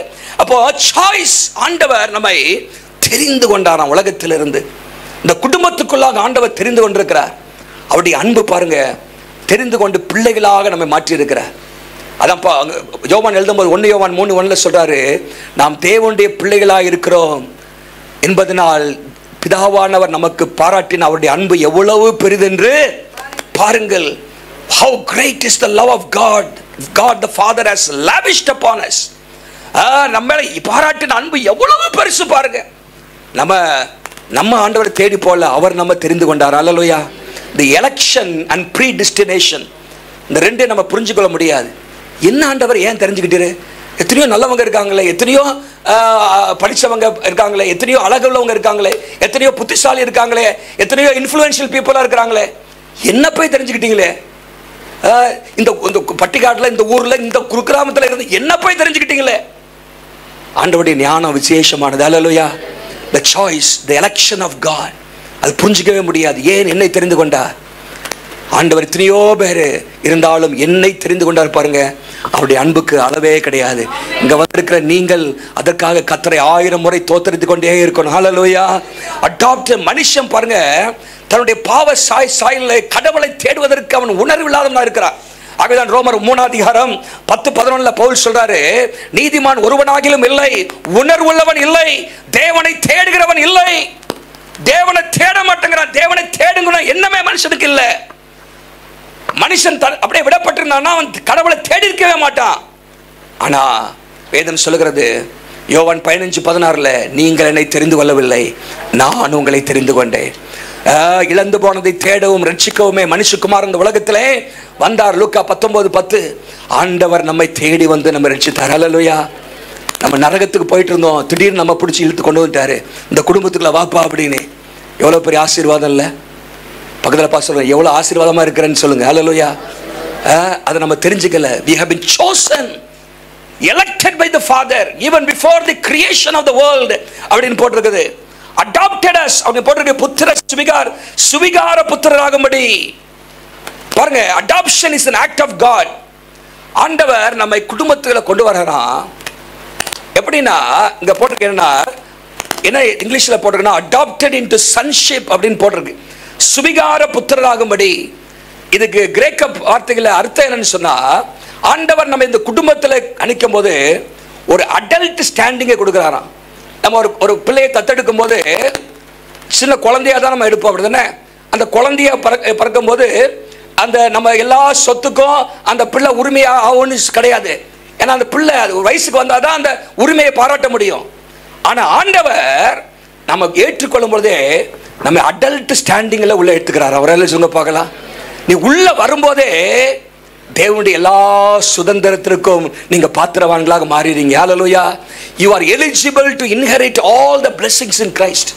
இயேசுவுக்குள்ளாக எல்லா ஆசீர்வாதத்தையும் பெற்றுக்கொள்வதற்கு நமக்கு அந்த உரிமையை தருகிறார். இப்போ என்ன அர்த்தம்னா, நீங்க ரட்சிக்கப்பட்டவன்னா எப்ப நீங்க நல்ல ஓல்டு செயின்டா, நல்ல முதிர்ந்த பழுத்த பழமா ஆவிக்குரிய நிலைமையில வந்தாதான் நீங்க ஆசீர்வாதத்துக்கு பாத்திரம் கிடையாது. நீங்க ரட்சிக்கப்பட்ட உடனே சகல ஆசீர்வாதத்துக்கு நீங்கள் பாத்திரரா மாறிடுறீங்க. ஹல்லேலூயா. That is what adoption means. தெரிந்து கொண்டார் சுவிகார புத்திரராக. அங்கே மாத்திரமல்ல, ஒரு ஃபேமிலி நம்ம எல்லாரும் இந்த ஃபேமிலியில வச்சிருக்கிறார். ஒரு சொல்ல பார்க்கலாம். எந்த நாட்டுக்கு போனாலும் இந்த குடும்பம் நமக்கு இருக்குது. எந்த நாட்டுக்கு போனாலும் இயேசுவை தெய்வமாக பிதாவாக ஆராதிக்கிற இருக்கிறது. நம்ம எல்லாருக்கும் ஒரே தகப்பன். ஹல்லேலூயா. இந்த உலகத்தில் ரட்சிக்கப்பட்ட கோடான கோடி ஜனங்களுக்கு ஒரே தகப்பன் அவர். அவருடைய பிள்ளைகளாக நம்ம எல்லாரும் இருக்கிறோம். எவ்வளவு பெரிய ஆசீர்வாதம் இது. ஆண்டவர் ஃபேவர் அங்க சொல்லப்பட்டிருக்கிறது. பிதாவானவர் நம்மை பிரியமானவருக்குள் அக்செப்ட் பண்ணிக்கிட்டார். இங்கிலீஷ்ல அக்செப்டட் அப்படின்னு போடுறது. நம்ம ஏற்றுக்கொண்டார். நம்ம என்னவா இருந்த ஒரு காலத்துல எபேசியர் 2ஆம் அதிகாரத்தில் நீங்க வாசிக்கும் பொழுது அங்கே முதல் 3 வசனத்தில் சொல்றாரு, நாம் பாவத்திலே செத்து போயிருந்தோம், அந்தகாரத்திலே அடிமையா இருந்தோம், கோபாக்கினின் பிள்ளையா இருந்தோம், அது மாத்திரமல்ல இவ்வுலக வழக்கத்திற்கு அடிமைகளா இருந்தோம். 2ஆம் அதிகாரம் 12ஆம் வசனத்தில் கிறிஸ்துவை சேராதவர்களாக இருந்தோம், புறம்பானவர்களாக இருந்தோம், அந்நியராக இருந்தோம், நம்பிக்கை இல்லாதவர்களாக இருந்தோம், தேவனற்றவர்களாக இருந்தோம், எல்லாம் வித்தவுட் காட் வித்தவுட் ஹோப் எல்லாம் போட்டிருக்கு. ஆனா எல்லாரையும் கர்த்தர் தம்முடைய பிள்ளையாக மாத்திட்டார். அல்லேலூயா. எதெல்லாம் நமக்கு இல்லையோ எல்லாவற்றையும் ஆண்டவர் தந்து நம்மை தம்முடைய பிள்ளையாக மாற்றி இருக்கிறார். ஸோ தேவன் நம்மை தெரிந்து கொண்டார். இயேசு என்ன செய்தார்? இயேசுடைய ஆசீர்வாதங்களை குறித்து, குமாரனாக இயேசுவை குறித்து 7ஆம் வசனத்திலிருந்து போட்டிருக்கு. 7ஆம் வசனத்திலிருந்து 12ஆம் வசனம் வரைக்கும் வாசித்தீங்கன்னா அங்க என்ன சொல்லப்பட்டிருக்குன்னா, 7ஆம் வசனத்திலிருந்து அங்க 2 காரியத்தை மாத்திரம் நான் சொல்ல விரும்புறேன். மீட்பு, பாவ மன்னிப்பு. சொல்லுங்க, மீட்பு, பாவ மன்னிப்பு. மீட்பு அப்படின்னா ரிடம்ஷன். இன்னொரு வார்த்தையில ஃப்ரீடம், ஃப்ரீடம் விடுதலை. நம்ம எல்லாரும் அடிமைகளாக இருந்தோம். அந்த காலத்தில் பவுல் எழுதுகிற காலத்தில் ரோம சாம்ராஜ்யத்தில் 60 மில்லியன், அது 6 கோடி அடிமைகள் இருந்தாங்களாம். 6 கோடி அடிமைகள். அவங்கள மனுஷனாவே மதிக்க மாட்டாங்க யாரும். அவங்கள வாங்கி விற்று ஒரு ஃபர்னிச்சர் மாதிரி தான் அதை நடத்தினாங்களாம் அந்த அடிமைகளை. ஆனா அந்த அடிமையை ஒரு மனுஷன் காசு கொடுத்து வாங்கி விடுதலையாக்க முடியும், விடுதலையாக்க முடியும். அங்கே பவுல் சொல்றாரு, இயேசு உங்களுக்காக அந்த காசு கொடுத்து தம்முடைய இரத்தத்தை கொடுத்து உங்களை அடிமையிலிருந்து மீட்டெடுத்திருக்கிறார். அல்லேலூயா. அடிமைத்தனத்திலிருந்து மீட்டெடுத்திருக்கிறார். இப்போ இயேசு என்ன செய்திருக்கிறார்? நம்ம விடுதலை ஆக்கி இருக்கிறார். பாவத்திலிருந்து, சாத்தானிலிருந்து, நியாயப்பிரமாணத்திலிருந்து, பலவிதமான அடிமைத்தனத்திலிருந்து ஆண்டவர் நம்மை விடுதலை ஆக்கி இருக்கிறார். அல்லேலூயா. ஒரு பையன் ஒரு கூட்டுக்குள்ள ஒரு பறவையை பிடிச்சிட்டு போனானா. அந்த பறவை பரிதாபமா உட்கார்ந்துருச்சான் கூட்டுக்குள்ள. அப்போ வழியில வந்து ஒருத்தர் சொன்னாராம், தம்பி இது என்ன, எங்க கொண்டு போற பறவைய? இந்த பறவையை வீட்டுக்கு கொண்டு போறேன் அப்படின்னா. என்ன செய்வேன் அப்படின்னு கேட்டாராம். இந்த பறவையை நான் என்னவோ செய்வேன், பறவையை குத்துவேன், கிள்ளுவேன், அடிப்பேன், கன்னத்தில் அறிவேன், என்னவோ செய்வேன், என் விருப்பம், இது என் பறவை அப்படின்னு. அவருக்கு ரொம்ப அதிர்ச்சி. என்னடா இந்த பறவையை பற்றி இப்படி சித்திரவதைப்படுத்துறானே. அப்போ அவர் கேட்டாராம், அந்த பறவை என்கிட்ட கொடுத்துறியாப்பா அப்படின்னு கேட்டாராம். இந்த பறவை கட்சி நீங்கள் என்ன சார் பண்ண போறீங்க? பேசாது, ஒன்றும் செய்யாது, உமக்கு எதுக்கு அப்படின்னா. பேசாட்டும் பரவாயில்லப்பா, நான் வாங்கிக்கிறேன், ஒரு 500 ரூபா தரேன், கொடுத்து வாங்கிக்கிறா. 500 ரூபாயா? சரி சரின்னு சொல்லி வாங்கிட்டானா, பறவையை கொடுத்துட்டானா. அவர் போய் அந்த பறவையை என்ன பண்ணாராம், அந்த மீட்டு என்ன பண்ணா வாங்கிட்டு போய் வீட்டுக்கு கொண்டு போனாராம். அவருக்கு போறவெல்லாம் வருத்தமாக இருந்துச்சான். அந்த பறவையை அடிப்பேங்கிறான், குத்துவேன்னா, கிள்ளுவேங்கிறான், குட்டுவேங்கிறான், இப்படிலாம் சொன்னானே, இந்த பறவை எவ்வளோ கஷ்டப்பட்டிருக்கோம் அப்படின்ட்டு வீட்டுக்கு போனோன்னே அந்த கூட்டில் இருந்து அந்த பேசாது அப்படின்லாம் சொன்ன அந்த பறவை பேசாது, இதை வச்சு என்ன பண்ண போறீங்க? அவர் வீட்டுக்கு போய் அந்த பறவையை அவுத்து விட்டாராம். அவுத்து விட்டு வானத்தில் அவுத்து விட்டாராம். அந்த பறவை பாடிக்கிட்டே போச்சான், மீட்கப்பட்டேன் மீட்கப்பட்டேன் மீட்கப்பட்டேன்னு பாடிட்டு போச்சான். ஒரு சொல்லுங்க பார்க்கலாம். பாடாதுன்னா அந்த அவுத்து விட்டோன்னே அது பாடினதாக இவர் காதல கேட்டுச்சான். அல்லேலூயா. பாருங்க, இன்னைக்கு சாத்தான் நம்மை அடிமைத்தனத்தில் வச்சிருக்கிறான். பாவத்தின் அடிமைத்தனம், பலவிதமான அசுத்தத்தில், அடிமைத்தனத்தில் ஆண்டவராய் இயேசு நம்மை மீட்டிருக்கிறார். அல்லேலூயா. விலை கொடுத்து மீட்டிருக்கிறார். சாத்தான் நம்மை கட்டி வைக்க விரும்புகிறான், அடிமைத்தனத்தில் வைக்க விரும்புகிறான். பலவிதமான பிரச்சனைகளை, இச்சைகளிலே, கோபத்திலே நம்மை அடிமைத்தனத்தை வைக்கிறான். ஆனால் ஆண்டவர் நம்மை விடுவிக்கிறார். He bought us with a price. ஆண்டவர் நம்மை மீட்டு நம்மை ரிலீஸ் பண்ணிட்டார். அல்லேலூயா. அதான் மீட்பு, ஃப்ரீடம். உங்க வாழ்க்கையில் அடிமைகளாகவே இருந்தீர்கள் பலவிதமான காரியத்துக்கு. ஆனால் இயேசு நம்மை மீட்டுட்டார். ஃப்ரீடம். என்ன சொல்லுங்க? ஃப்ரீடம். அப்புறம் ஃபர்கிவ்னஸ். அடுத்த ஃபர்கிவ்னஸ். நீங்க பாருங்க, பாவ மன்னிப்பு. இந்த உலகத்தில் எந்த ஒரு மனுஷனுடைய செயலும் அவனுக்கு பாவ மன்னிப்பை கொண்டு வராது. பாவத்தை மன்னிக்கிற ஒரே ஒரு காரியம் இயேசுவின் ரத்தம் மாத்திரம்தான். இயேசு பாவத்தை மன்னிக்கிறது மாத்திரமல்ல, அவர் நம்மை மன்னித்து மறந்துடுறாரு. அல்லேலூயா. அதாவது நம்ம மறக்கல, நம்ம பாவத்தை என்ன பண்ணிடுறாரு? அவர் நினைவு கூறவே மாட்டேன்னு சொல்றாரு. எபிரேயர் 10:22 வாசித்தேன்னா, நினைவு கூற மாட்டேன், I will remember no more அப்படின்னு சொல்றார். மாத்திரமல்ல, மேற்குக்கு கிழக்கு எவ்வளவு தூரம் அவ்வளவாய் நம்முடைய பாவங்களை நம்ம விட்டு அகற்றி போட்டார். நம்முடைய பாவங்களை நமக்கு முதுகுக்கு பின்னாக தூக்கி எறிந்து விட்டார். கடலின் ஆழங்களிலே நம்முடைய பாவங்களை தூக்கி எறிந்து விட்டார் என்றெல்லாம் வாசிக்கிறோம். சங்கீதம் 103:12, ஏசாயா 43:38-17, மீகா 7ஆம் அதிகாரம் 19ஆம் வசனம் எல்லாம் வாசித்தீங்கன்னா ஆண்டவர் நம்முடைய பாவத்தெல்லாம் மன்னிச்சிட்டார். ஹல்லேலூயா. அவருடைய அன்புக்கு, இந்த அன்பினுடைய ஐஸ்வர்யம் இருக்கு பாருங்க, the riches of God's love, அதுக்கு அளவே கிடையாது. ஒரு கணவன் மனைவியை நேசிக்கிறது கூட இவ்வளவு நேசிக்கிறேன்னு சொல்லிடலாம். பெற்றோர் பிள்ளையை நேசிக்கிறத இவ்வளவு இந்த அளவு நேசிக்கிறாங்கன்னு சொல்லலாம். ஆனா கடவுள் மனிதனை நேசிக்கிறதுக்கு அளவே கிடையாது. அதான் பவுல் சொல்றாரு, அன்பின் ஆழம் அகலம் உயரம் இதை அறிந்து கொள்ள பாத்திரவான்களாக இருக்கணும். அவ்வளவாக கர்த்தர் நம்ம மேல் அன்பு கூர்ந்தார். இந்த பாவத்தினுடைய பாரத்தை நம்ம விட்டு அகற்றி போட்டார். ஹல்லேலூயா. மோட்ச பிரயாணத்தில் அந்த ஜான் பனியன் எழுதுற அந்த மோட்ச பிரயாணத்தில் பில்கிரிம்ஸ் ப்ராக்ரஸ்ல நீங்க பாத்தீங்கன்னா, அந்த கிறிஸ்டியன் என்கிற அந்த நபர் பாவத்தின் மூட்டையை தூக்கி கொண்டு போகிறார், சுமந்து போகிறார். அது பாரம் பயங்கரமாக அழுத்துகிறது. ஆனால் இயேசுவின் ரத்தம் அந்த பாவத்தை பாரத்தை எல்லாம் நீக்கி போடுகிறது. ஹல்லேலூயா. நம்முடைய வாழ்க்கையில் இந்த பாவ மன்னிப்பு என்கிறது எத்தனை பணம் கொடுத்தாலும் வாங்க முடியாதது. இயேசு நமக்கு தந்திருக்கிறார். ஹல்லேலூயா. நம்மை மீட்டிருக்கிறார், விலை கொடுத்து மீட்டிருக்கிறார். சாத்தானுடைய அடிமைத்தனத்திலிருந்து, பாவத்தின் அடிமைத்தனத்திலிருந்து நம்மை மீட்டிருக்கிறார். தட் இஸ் தி அளவற்ற ஐஸ்வர்யத்தினுடைய அளவு. அது அவருடைய அன்பின் ஐஸ்வர்யத்தை காண்பிக்கிறது. அப்போ இயேசு கிறிஸ்து மீட்பு, பாவ மன்னிப்பு, எனக்கு சில காரியங்கள் இருக்கு. அடுத்து நான் பரிசுத்த ஆவியானவருக்கு போறேன். பரிசுத்த ஆவியானவரை குறித்து அங்கே சொல்லும் பொழுது அங்கே நீங்க பாத்தீங்கன்னா 2 வார்த்தை முக்கியம். அங்கே முத்திரை போடப்பட்டீர்கள், அச்சாரமாய் இருக்கிறார். ஆவியானவர் நமக்கு முத்திரையா இருக்கிறார், அச்சாரமா இருக்கிறார். Seal and earnest or deposit அப்படின்னு போடுறது. இது எதை குறிக்கிறேன்னு சொன்னால், நம்முடைய எதிர்காலம் இதை பாதுகாப்பு ஆண்டவர் வச்சிருக்கிறார். ஹல்லேலூயா. சீல் அப்படின்னா ஆண்டவர் நம்ம ரட்சிக்கப்பட்டவர் சீல் பண்ணிடுறாரு. நீ கடவுளுக்கு சொந்தம், வேற யாரும் உன்னை உரிமை பாராட்ட முடியாது. you are protected. சீல் எதை குறிக்கிறது? ஓனர்ஷிப்பை குறிக்கிறது. கடவுளுக்கு சொந்தம், இது யாரும் இதை சேதப்படுத்த முடியாது, பாதுகாப்பு இருக்கிறது என்பதை குறிக்கிறதா இருக்கிறது. செக்யூரிட்டி, ப்ரொடெக்ஷன், ஓனர்ஷிப் எல்லாவற்றையும் அந்த முத்திரை காண்பிக்கிறது. ஏர்னஸ்ட் அப்படின்னா டெபாசிட், இல்லாட்டி அச்சாரம் என்று தமிழ்ல போட்டிருக்கு. அது கிரேக்க பதத்தில் ஒரு இட்ஸ் a fascinating word. அது எதை குறிக்கிறேன்னா, ஒரு டவுன் பேமெண்ட், முன் பணம் செலுத்துறீங்க பாருங்க. ஒரு பொருளை நீங்க வாங்க போறேன்னு சொல்றதுக்கு என்ன பண்றீங்க? முன் பணம் செலுத்துறீங்க பாருங்க.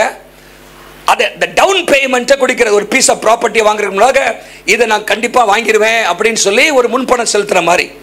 இப்போ ஆவியான என்னவா இருக்காருன்னா, நமக்கு அந்த அச்சாரமா இருக்கிறார், இல்லாட்ட என்கேஜ்மெண்ட் ரிங் மாதிரி இருக்கிறாரு. என்னவா இருக்கிறாரா? இப்போ என்கேஜ்மெண்ட் ரிங்க ஒருத்தர் அணிஞ்சிருக்கிறானா, எப்பா நான் அந்த நபருக்கு சொந்தம், நான் அந்த கல்யாணம் பண்ணிக்க போறேன். அப்போ ஆண்டவர் நமக்கு பரிசுத்தாவே எதை ஞாபகப்படுத்துறாருன்னா, நீ இயேசுவுக்கு சொந்தம், நீ அந்த மணவாளனுக்கு சொந்தம், அந்த மணவாளனை ஒரு நாள் நீ திருமணம் நிச்சயமா பண்ணுவ. ஹல்லேலூயா. நீ அவருக்கு சொந்தம், ஆகவே அது வரைக்கும் பாதுகாக்கிறது என்னுடைய வேலை அப்படின்னு பரிசுத்த ஆவியானவர் நமக்கு அச்சாரமா இருந்து நம்மை ஆண்டவர் சீல் பண்ணி பாதுகாக்கிறார். ஒரு சொல்லுங்க பார்க்கலாம். அவன் பரிசுத்த ஆவியானவர். இப்போ ஒருத்தர் இப்படியா சொல்றாரு, இதை இந்த 3 வச்சுங்க. பிதாவானவர் நம்முடைய சால்வேஷனை பிளான் பண்ணாராம். என்ன பண்ணாராம்? அவர் salvation was planned by the Father. எப்போ? உலக தோற்றத்துக்கு முன்பாகவே திட்டம் பண்ணிட்டாரு, நம்ம ரட்சிக்கணும், பிரிக்கணும்னு சொல்லி. ரெண்டாவதாக the son purchased our salvation. குமாரனா இயேசு நம்முடைய ரட்சிப்புக்கு கிரயம் செலுத்தினாராம். மூன்றாவது, the spirit of God protects our salvation. இந்த பரிசுத்த ஆவியானவர் நம்முடைய ரட்சிப்புக்கு அவர் பாதுகாப்பா இருக்கிறார். அல்லது ரட்சிப்பை அவர் பாதுகாக்கிறார். நம்ம வழிவாதபடிக்கு இயேசுவிடத்திலே நம்மை கரை திரையற்றவர்களாக, ஒரு மனவாட்டியாக அவருக்கு முன்பாக நிறுத்துவதற்கு பரிசுத்த ஆவியானவர் நமக்கு அச்சாரமா இருக்கிறார். ஹல்லேலூயா. பாருங்க, இதுதான் ஆண்டவர் தருகிற ஆசீர்வாதங்கள். இது எந்த ஒரு பணத்தை கொடுத்து வாங்க முடியாது. The true riches come from God. இதோட நிப்பாட்டிக்கிறார். இன்னும் நிறைய சொல்லிட்டே போற டைம் ஆயிரும். பவுலுக்கே என்னது இதே ஒரு பெரிய லாங் சென்டென்ஸை சொல்லி முடிச்சிட்டாரு. பிதாவானவர் ஆசீர்வதிக்கிறார், இயேசு உங்களை ஆசீர்வதிக்கிறாரு, நீங்க பரிசுத்த ஆவியானவரால் முத்திரை போடப்பட்டு பாதுகாப்பா இருக்கிறீங்க என்றெல்லாம் சொல்லிவிட்டு அவர் அடுத்த ஜெபத்தை சொல்றாரு. பின்னாடி சொல்றேன், நல்லா கவனிங்க. ட்ரூ ரிச்சஸ், உண்மையான ஐஸ்வர்யம் அது கர்த்தரிடத்துல தான் நமக்கு வருது. ஹல்லேலூயா. கர்த்தர் தான் தராரு. 1 தீமோத்தேயு 6:17 நான் அனுபவிக்கிறதுக்கு சகல விதமான ஆசீர்வாதங்களை நமக்கு சம்பூர்ணமாய் தராருன்னு போட்டிருக்கு. ஆனா அந்த நித்தியமான ஆசீர்வாதம் இருக்கு பாருங்க, அது எல்லாத்துக்கும் காரணம் இயேசு தான். ஹல்லேலூயா. ஒரு மனைவி ஒரு நாள் கவுன்சிலர் பார்க்க போனாங்களாம். ரொம்ப சோர்ந்து நொந்து போய் சொன்னாங்களா, எனக்கு இந்த வாழ்க்கையில் பிடிக்கல, இதை மேரேஜை டிசால்வ் பண்ண விரும்புகிறேன், டிவோர்ஸ் பண்ண விரும்புகிறேன் அப்படின்னு சொல்லிட்டு, எங்களுக்கு நிறைய இருக்குது அப்படின்னாங்களாம். பிகாஸ் so much, நிறைய சொத்து இருக்குது, பணம் இருக்குது, ஆனால் வாழ பிடிக்கல அப்படின்னு கையில் மோதிரம் போட்டிருந்தாங்களாம். இது என்ன மோதிரம் தெரியுமா? வைர மோதிரம். இது பல லட்சம் ரூபாய்க்கு மதிப்பு அப்படின்னாங்களாம். எங்களுக்கு பெரிய வீடுலாம் இருக்குது தனியாக அப்படின்னு சொன்னாங்களாம். 3 கார் இருக்குது, மலை பிரதேசத்தில் கூட வீடு இருக்குது. we have everything money can buy. பணம் வாங்கக்கூடிய எல்லாம் எங்களுக்கு இருக்குது. எதை வச்செல்லாம், பணத்தை வச்சு என்னெல்லாம் வாங்க முடியுமோ எல்லாம் இருக்குது அப்படின்னாங்களாம். ஆனால் என்ன பிடிக்கல, வாழ பிடிக்கலையா. அப்போ கவுன்சிலர் அவர் சொன்னாரா, என்ன சொன்னார்னா, it is good to have the things money can buy provided you don't lose the things money cannot buy. பணத்தினால் வாங்க முடியாததை இழக்காதது வரைக்கும் பணத்தினால் வாங்க முடிந்ததை வைத்திருப்பது நல்லது அப்படின்னாரா. பணத்தினால் வாங்க முடியாததை இழக்காத வரைக்கும், பணத்தினால் வாங்க முடியாத அநேக காரியம் இருக்குது, அதை நீ இழந்துட்டீன்னா பணத்தை வச்சு வைக்கிற காரியமோ உனக்கு பிரயோஜனம் இல்லை. பணத்தினால் வாங்க முடிய நிறைய இருக்குது. பாருங்க, ஒருத்தர் இப்படியா சொல்றாங்க, நம்ம படிச்சிருப்பீங்க நீங்க, money will buy a bed. பணத்தை வச்சு மெத்தை வாங்கிடலாம், கட்டில் வாங்கிடலாம், தூக்கத்தை வாங்க முடியுமா? அன்னைக்கு ஒருத்தர் சொன்னா 60,000 ரூபாய்க்கு மெத்தை வாங்கியிருக்கோம், நீ தூக்கம் வந்த அது ஆண்டவர் தான் தருவாங்க. என்னையா அதில் விசேஷம் இருக்குன்னா, நிறைய உள்ள பணத்தெல்லாம் உள்ள வைக்கலாமா மெத்தைக்குள்ள இருக்கல, அங்க அதை வைக்கலாம் இதை வைக்கலாம், ஆனா படுத்தா தூக்கம் வரணும்ல, அது கர்த்தர் தான் தராரு. அல்லேலூயா. Money will buy books. புத்தகம் வாங்கிடலாம், ஆனா ஞானத்தை ஆண்டவர் தான் தராரு. எத்தனை புத்தகம் படிச்சாலும் மக்கா இருக்கிற ஆளு இருக்குது, ஞானம் ஆண்டவர் தான் தராரு. Money will buy food. சாப்பாட்டை பணத்தை கொடுத்து வாங்கிடலாம், ஆனா பசிய ஆண்டவர் தான் தரணும். நிறைய சாப்பாடா இருக்குது, சரிப்பா இதெல்லாம் ஒண்ணு வேண்டாம் அப்படின்ட்டு வேணா, பசி இருந்தா லவக்குன்னு போய் உட்காந்துருவீங்க. அப்படியே பசி யார் தான் தரா? இந்த ஹைதராபாத்தில் மன்னர் இருந்தாராம், அவருக்கு ஏதோ வியாதி பொழுது, வேலைக்காரன்லாம் முக்கு முட்டை சாப்பிடுவானாம். அங்கே போய் அவர் மோந்து மட்டும் பார்த்துட்டு வருவாராம், எல்லாம் மோந்து பார்த்துட்டு போயிடுவாராம், அவன் வேலைக்காரன்லாம் அடிச்சு நவுத்துவாங்க. இப்படிலாம் இருக்குது பாருங்க. அப்போ நம்ம சுகத்தையும் பசியும் தரது யார் தான்? சாப்பிட்ற அனுபவிக்க ஆண்டதான் தரணும். அழகு சாதனங்களை வாங்கிடலாம், ஆனா அழகை தரது கர்த்தர் தான். அல்லேலூயா. கடிகாரத்தை வாங்கிடலாம், ஆனா நேரத்தை பணத்தை வச்சு வாங்க முடியாது. வீட்டை வாங்கிடலாம், ஆனா குடும்பத்தை வாங்க முடியாது.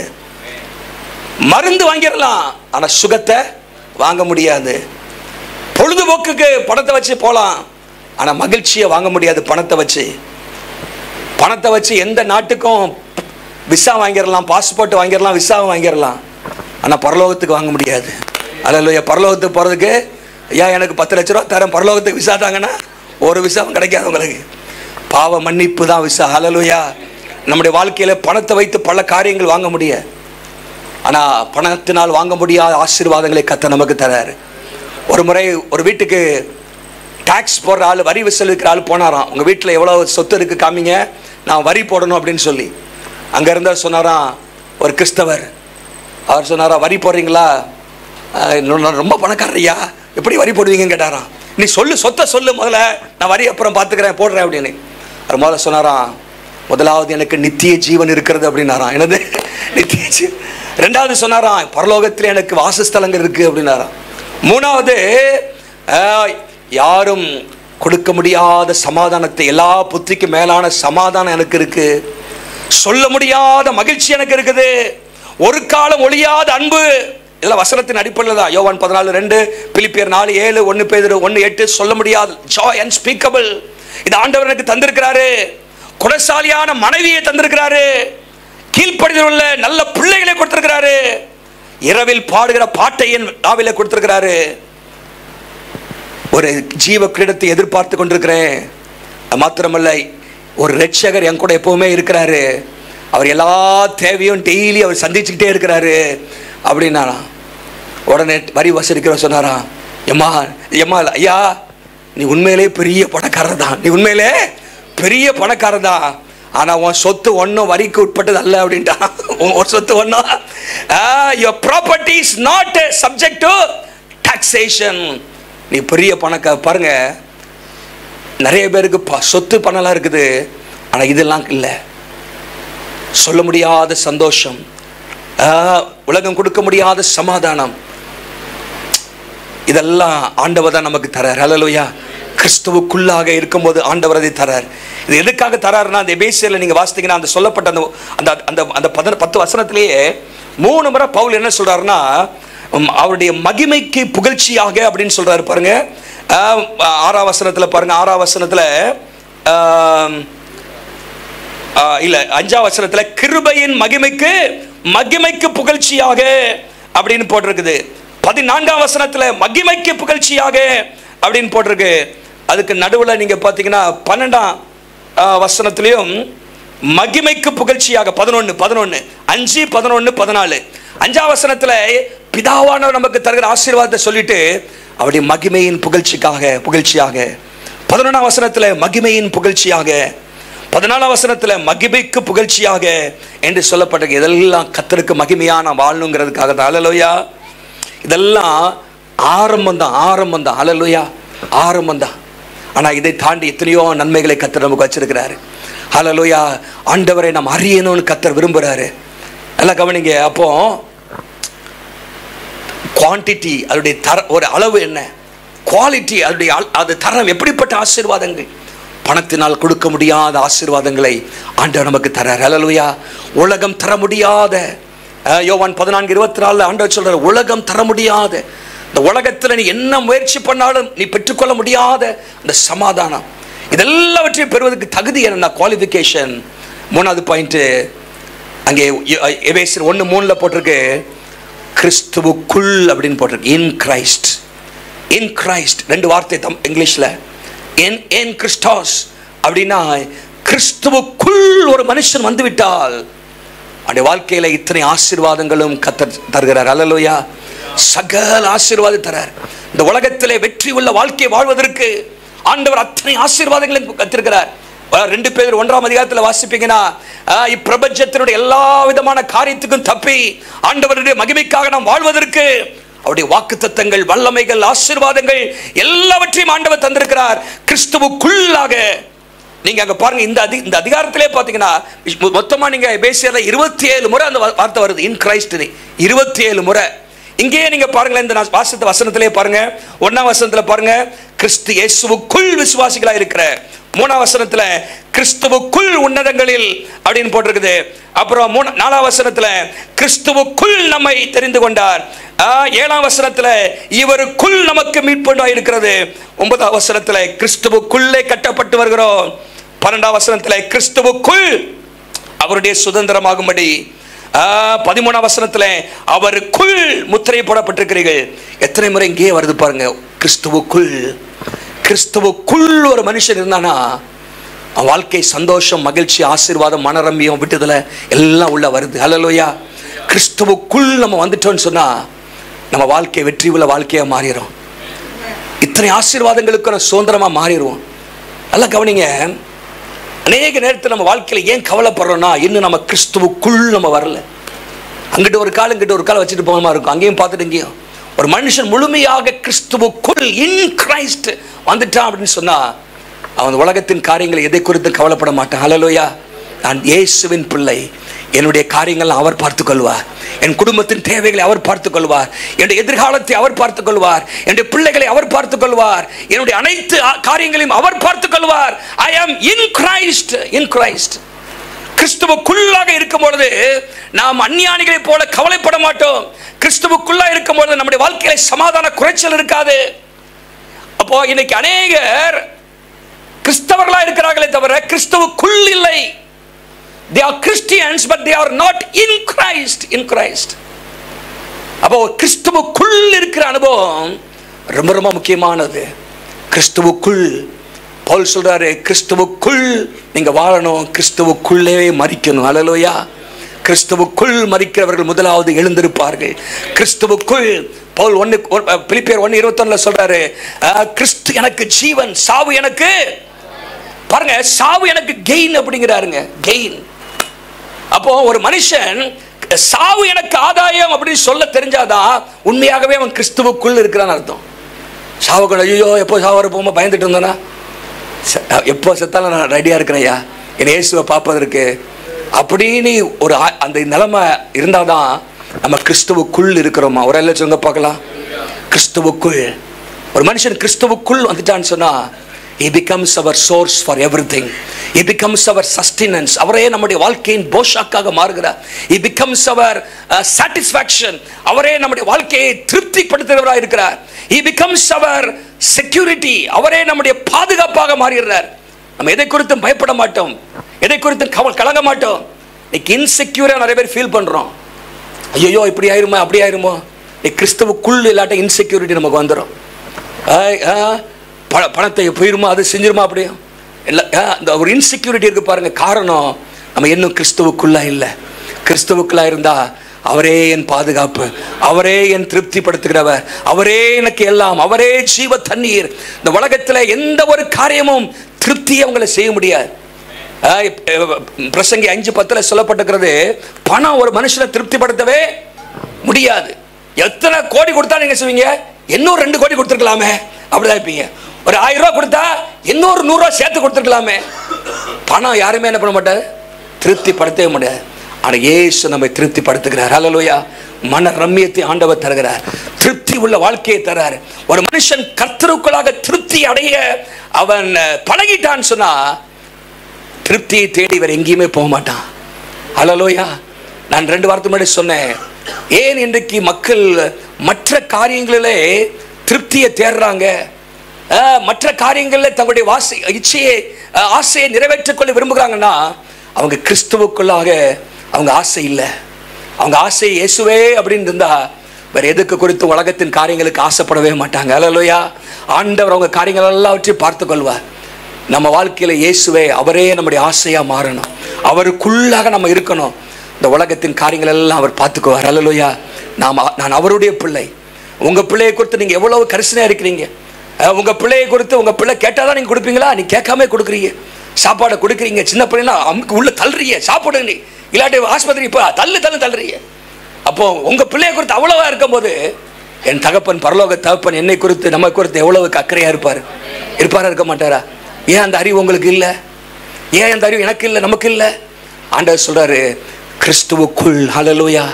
நம்ம கிறிஸ்துவுக்குள்ள வந்துட்டோம்னா நமக்கு ஒரு நிறைவு இருக்கும். ஹல்லேலூயா. ஆண்டவரை நீங்க எல்லாம் பார்த்துக்கொள்வீங்க, நீங்க தான் என்ற திருப்தி, நீங்க தான் எனக்கு எல்லாம் என்கிற அந்த நிலைமைக்கு ஒரு மனுஷன் வந்துட்டான்னு சொன்னா அவனுடைய வாழ்க்கையில சகல காரியத்தையும் அவன் சந்தோஷமாக அனுபவிப்பான். ஹல்லேலூயா. பவுல் பாருங்க, திரைச்சாலையில் எழுதுறாரு, எவ்வளவு அடிப்பட்டார், எவ்வளவு கஷ்டப்பட்டாரு. ஆனால் சொல்றாரு, கர்த்தருக்கு சந்தோஷமா இருக்கிறேங்கிறார். ஹல்லேலூயா. கிறிஸ்து எனக்கு ஜீவன், சாவு எனக்கு ஆதாயம்ங்கிற சந்தோஷமா இருக்கிறேன். யார் இந்த சந்தோஷத்தை எடுத்து போட முடியாது. சிறைச்சாலையில் போடலாம், அடிக்கலாம். Nobody can take away this joy. உண்மையான ஆசீர்வாதம் எதுனா, பிசாசு திருட முடியாது, பணத்தை கொடுத்து வாங்க முடியாது. அதான் உண்மையான ஆசீர்வாதம். ஒரே சொல்லுங்க பார்க்கலாம். The true riches is what the devil cannot steal away and what money cannot buy. Pavul இடத்துல சொல்றாரு, நான் பல நாட்களுக்கு முன்னாடி ஒரு புத்தகத்தில் வாசித்தேன். அவர் இப்படி ஒரு விளக்கம் கொடுத்தாரு, ரொம்ப நல்லா இருந்துச்சு. என்ன சொல்றாருன்னா, ஒன்றுமில்லாதவனா இருந்தும் சகலத்தையும் உடையவர்களாக, 2 கொரிந்தியர் 6ஆம் அதிகாரம் 10ஆம் வசனமா, 2 கொரிந்தியர்ல சகலத்தையும் உடையவர்களாக இருக்கிறோம். என்னன்னா, though having nothing yet possessing everything. ஒன்றுமில்லாத இருந்தும் சகலத்தையும், உன் பார்வைக்கு நான் ஒன்றில்லாத போல இருக்கலாம், ஆனா சகலத்தையும் உடையவர்களாக இருக்கிறோம். இதை வச்சுட்டு எப்படி பவுல் பிசாசை ஏமாத்தினாரு அப்படின்னு ஒருத்தர் சொல்றாரு. எப்படின்னா, பிசாசு வந்து மிரட்டினானோ, மிரட்டி ஏய் உனக்குள்ளதான் திருடிடுவேன் அப்படின்னானா. பவுல் சொன்னாரா, என்கிட்ட ஒண்ணுமே இல்லையே, ஒண்ணுமே இல்லையே, நீ எப்படி என்ன திருட முடியும் அப்படின்னா. அப்படியா? அப்படி அடுத்த நாள் வந்தானா, நான் எல்லாம் உனக்கு தரேன் அப்படின்னா, எல்லாம் உனக்கு தரேன், எனக்கு ஒரு கும்பிடு மட்டும் போட்டுருனே. பவுல் சொன்னாரா, எனக்கு தான் எல்லாமே இருக்குது, எனக்கு தான் எல்லாமே அடுத்த போட்டிருக்காங்க, சகலத்தையும் உடையவனா இருக்கிறேன். அவன் பாருங்க, பிசாசு அவனுக்கு என்ன செய்யலையே புரியல, மண்டையை சொரிஞ்சுக்கிட்டு, என்னடா போன நேரத்தை வந்தா ஒன்று இல்லைங்கிறான், இன்னைக்கு வந்தா எல்லாமே இருக்குங்கிறான். அதான் கிறிஸ்தவ வாழ்க்கை. ஒரு ஆள் சொல்லுங்க பார்க்கலாம். ஒன்றும் இல்லாத போல இருக்கலாம், ஆனால் எல்லாமே நமக்கு இருக்குது. கிறிஸ்துவுக்குள்ளாக நமக்கு தேவையான அனைத்தையும் கர்த்தர் நமக்கு தந்திருக்கிறார். ஹல்லேலூயா. If a man is in Christ, you know what devil cannot take away and devil cannot give that blessing, only God can give that. ஆண்டவர் தான் நமக்கு அதை தர முடியும். In Christ, கிறிஸ்துவுக்குள் என்பது அவர் எங்கே இருக்கிறாரோ நாமும் அங்கே இருக்கிறோம். அவர் யாரா இருக்கிறாரோ அதே போல நாமும் அவரை பிரதிபலிக்கிறோம். In Christ describes our possessions. அவருக்கு உடையவைகள் எனக்கு உடையவைகள். நான் கிறிஸ்துவுக்குள் இருந்தேன்னு சொன்னா அவருக்குரியவைகள் எனக்கு உரியவைகள். In Christ determines our practice. அதை குறித்து அடுத்த வார்த்தை நம்ம பார்க்க போறோம்.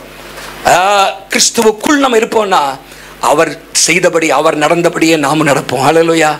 What he does we also do. நம்முடைய வாழ்க்கையில நாம பார்க்க வேண்டியது, ஏன் நம்முடைய வாழ்க்கையில கலக்கங்கள் போராட்டங்கள்னா நம்ம கிறிஸ்துவுக்குள் நம்ம இருக்கிறோமா? இருந்தா கர்த்தர் நமக்கு மகிழ்ச்சியை தராரு.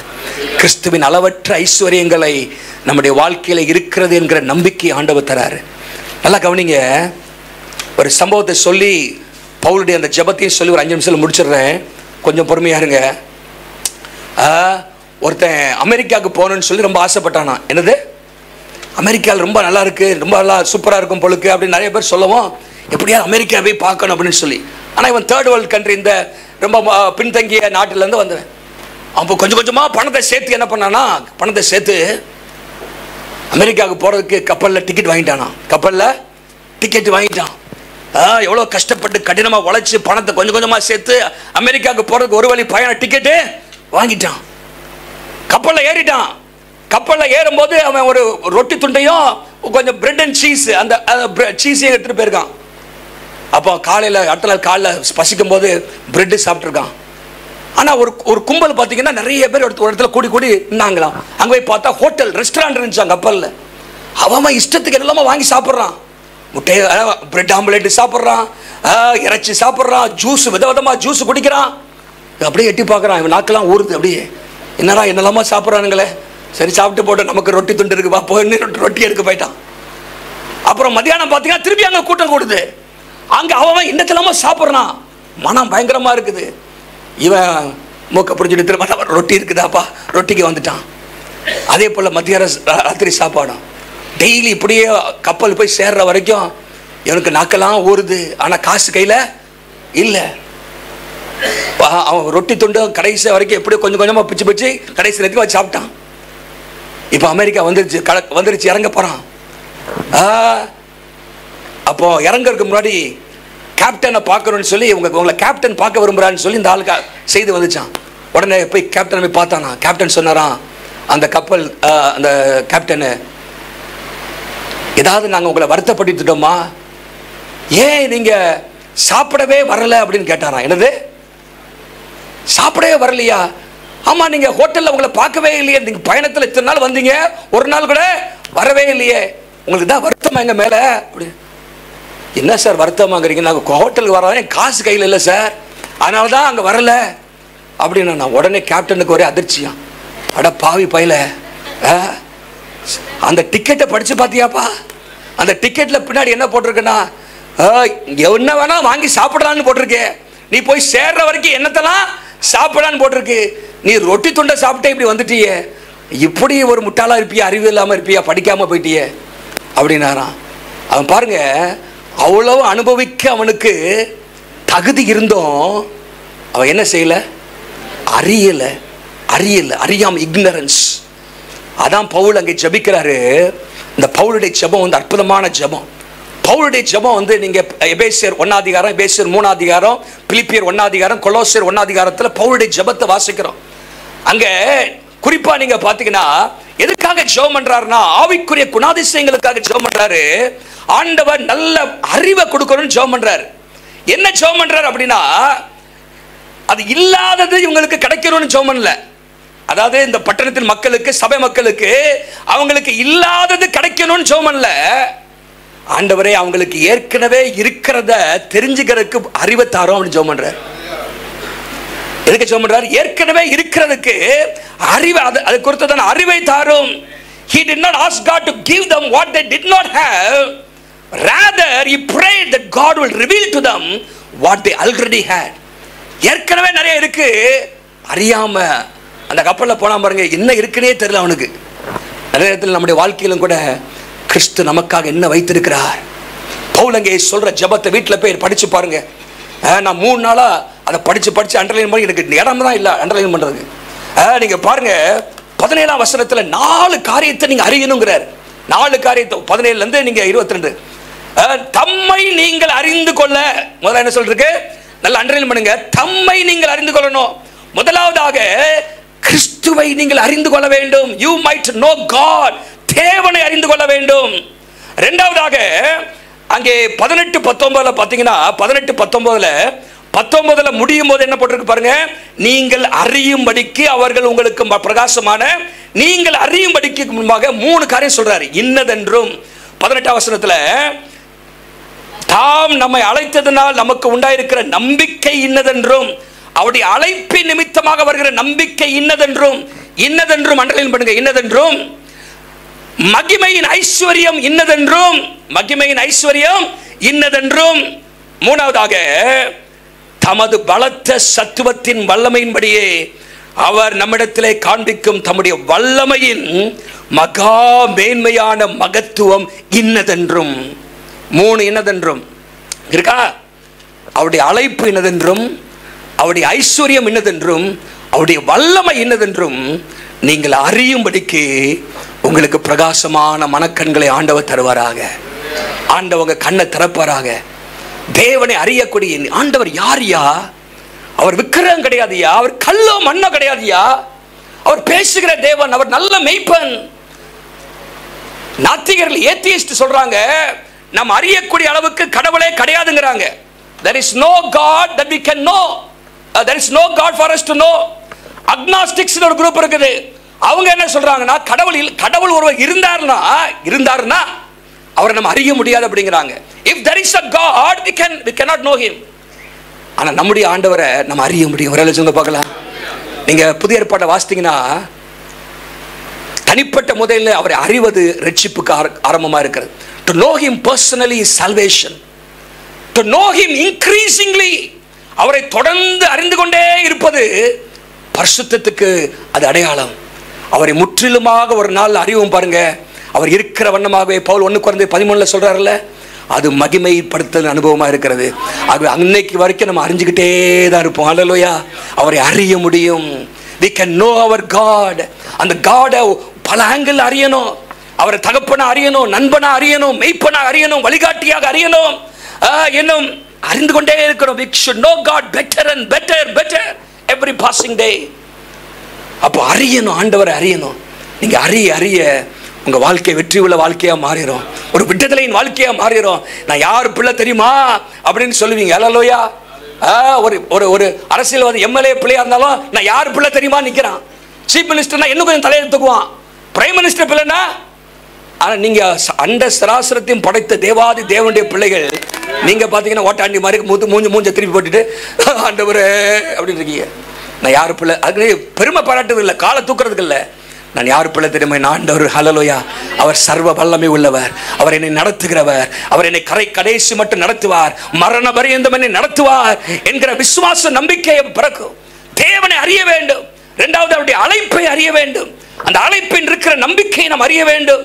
ஐஸ்வர்யத்தை அறிய வேண்டும். நான் சொன்ன பாருங்க, இதெல்லாம் நீங்க அறியணும். How much you are blessed in Christ. நீங்க நிறைய இடத்துல மற்றவங்களை பார்க்குற, ஐயோ இவர் இப்படி இருக்கிறாரு, அவர் அப்படி இருக்கிறாரு, அவெல்லாம் சமாதானம் இல்லாம இருக்கிறாயா, சந்தோஷம் இருக்கா, நரகத்துக்கு தான் போவான் இன்னைக்கு செத்தா, அவனுக்கு இவ்வளவு இருக்கே இல்லை. அவங்களை பாட்டு நமக்கு பாவ மன்னிப்பு இருக்கிறது, சந்தோஷம் இருக்குது. பரலோகத்திலே நமக்கு ஹல்லேலூயா ஆண்டவர் வாசஸ்தலங்களை வைத்திருக்கிறார். நம்மோடு அந்த படைத்த ஆண்டவர் நம்மோடு கூட இருக்கிறார். அவங்களுக்கு அந்த நம்பிக்கை இல்லை. நம்மை நடத்த, நம்மோடு பேச, நம்மை விசாரிக்க, நம்மை வழி நடத்துவதற்கு ஒரு ஆண்டவர் நம்மோடு இருக்கிறார். அதான் பெரிய விசுவாசம். ஹல்லேலூயா. அவங்கள மாதிரி இல்லை. நான் யாரு? Who am I in Christ? My identity in Christ. அப்போ ஐஸ்வர்யத்தை அறியணும். மூணாவதாக அவருடைய வல்லமை. அந்த வல்லமையை சொல்றதுக்கு பவுலுக்கு வார்த்தையே கிடைக்கல.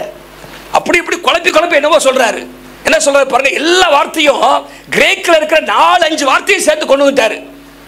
எப்பா இது எப்படி எனக்கே தெரியலப்பா அந்த வல்லமை அப்படிங்கிறாரு. என்ன சொல்றாரு பாருங்க, தமது பலத்த சத்துவத்தின் வல்லமையின்படி தம்முடைய வல்லமையின் மகா மேன்மையான மகத்துவம். தமிழுக்கு அவங்களுக்கு மொழிபெயர்க்கிறதுக்கும் அவங்களுக்கு பாருங்க, இன்கம்பேரபிளி கிரேட் பவர். இந்த வல்லமைக்கு ஈடு ஒண்ணுமே இல்லை. விசுவாசிக்கிறவர்களுக்கு அந்த வல்லமை ஆண்டவர் வச்சிருக்கிறாரு. அதை நீங்க அறியணுங்கிறாரு. ஒரு எல்லை சொல்லுங்க பார்க்கலாம். இன்கம்பேரபிளி கிரேட் பவர். அந்த பவர் உங்களுக்கு வச்சிருக்கிறாரு. இதை அறிஞ்சிட்டீங்கன்னா நீங்க சும்மா சோப்பலாங்கி மாதிரி இருக்க மாட்டீங்க, வெற்றி உள்ள வாழ்க்கை வாழ்வீங்க. அதான் பவுல் சொல்றாரு, நான் கிறிஸ்துவுக்குள்ளாக முற்றிலும் ஜெயம் கொள்ளவே இருக்கிறேன், எதுவும் கிறிஸ்துவின் அன்பை விட்டு என்னை பிரிக்க முடியாது. I am more than a conqueror in Christ Jesus. வெற்றி incomparably சாத்தானை ஜெயிக்க, உலகத்தை ஜெயிக்க, இச்சையை ஜெயிக்க, பாவத்தை ஜெயிக்க, வெற்றி உள்ள வாழ்க்கை வாழ ஆண்டவர் அந்த மகா மேன்மையான மகத்துவம் உள்ள வல்லமையை நமக்கு தந்திருக்கிறாரு. அதை கொஞ்சம் அறியணும். கண்ணை திறந்து விடுங்க ஆண்டவரே அப்படின்னு சொல்றாரு. ஒரு எல்லாம் சொல்லுங்க பார்க்கலாம். நமக்காக ஜெபம் பண்ணோம், உங்களுக்காக நான் ஜெபம் பண்றேன், எனக்கா நீங்க ஜெபம் பண்ணுங்க, ஒருத்தருக்காக தான் ஜெபம் பண்ணுவோம். நம்ம கண்ணெல்லாம் திறக்கப்பட்டுச்சுன்னு வைங்க, நம்ம தான் விசேஷமானவர்கள். அல்லேலூயா, நம்ம விசேஷமானவர்கள். அறியாமையிலே நமக்கு என்ன இருக்கு நமக்கு தெரியல. கிறிஸ்துவுக்குள்ளாக நம்ம என்ன இருக்குன்னு தெரிஞ்சா பெருமைக்காக அல்ல, தேவ நாம முக புகழ்ச்சிக்காக நம்ம வாழுவோம். ஆண்டவரை போற்றுவோம். இந்த உலகத்திலே வெற்றியாக வாழுவோம். இந்த உலகத்திலே கர்த்தருக்கு சாட்சியாக இருப்போம். இந்த உலகத்திலே பாவத்திலே விழுந்து விடாதபடிக்கு கர்த்தர் நம்மை தூக்கி எடுக்க அத்தனை ஆசீர்வாதங்களை வச்சிருக்கிறார். அப்போ know God, know His calling, know His riches and know His incomparably great power. இதை அறிந்து கொள்ள பிரகாசமான மனக்கண்களை கர்த்தர் உங்களுக்கு தரணும் அப்படின்னு ஜெபம் பண்றேங்கிறார். ஹல்லேலூயா. இத்தனையும் உங்களுக்கு இருக்கு, நீங்க அறியாதமா இருக்கிறீங்களே. ஆண்டவர் அந்த கிருபைகளை இந்த சபைக்கு ஆண்டவர் தருவாராக. ஆண்டவர் அந்த கிருபைகளை நமக்கு தருவாராக, எனக்கு தருவாராக, உங்களுக்கு தருவாராக. ஒரு வெற்றியுள்ள வாழ்க்கை வாழ்ந்து தேவனுக்கு சாட்சியாக இருப்போம்.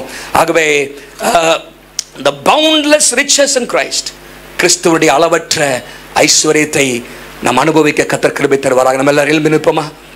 எழும்பி நிற்போம். ஹல்லேலூயா.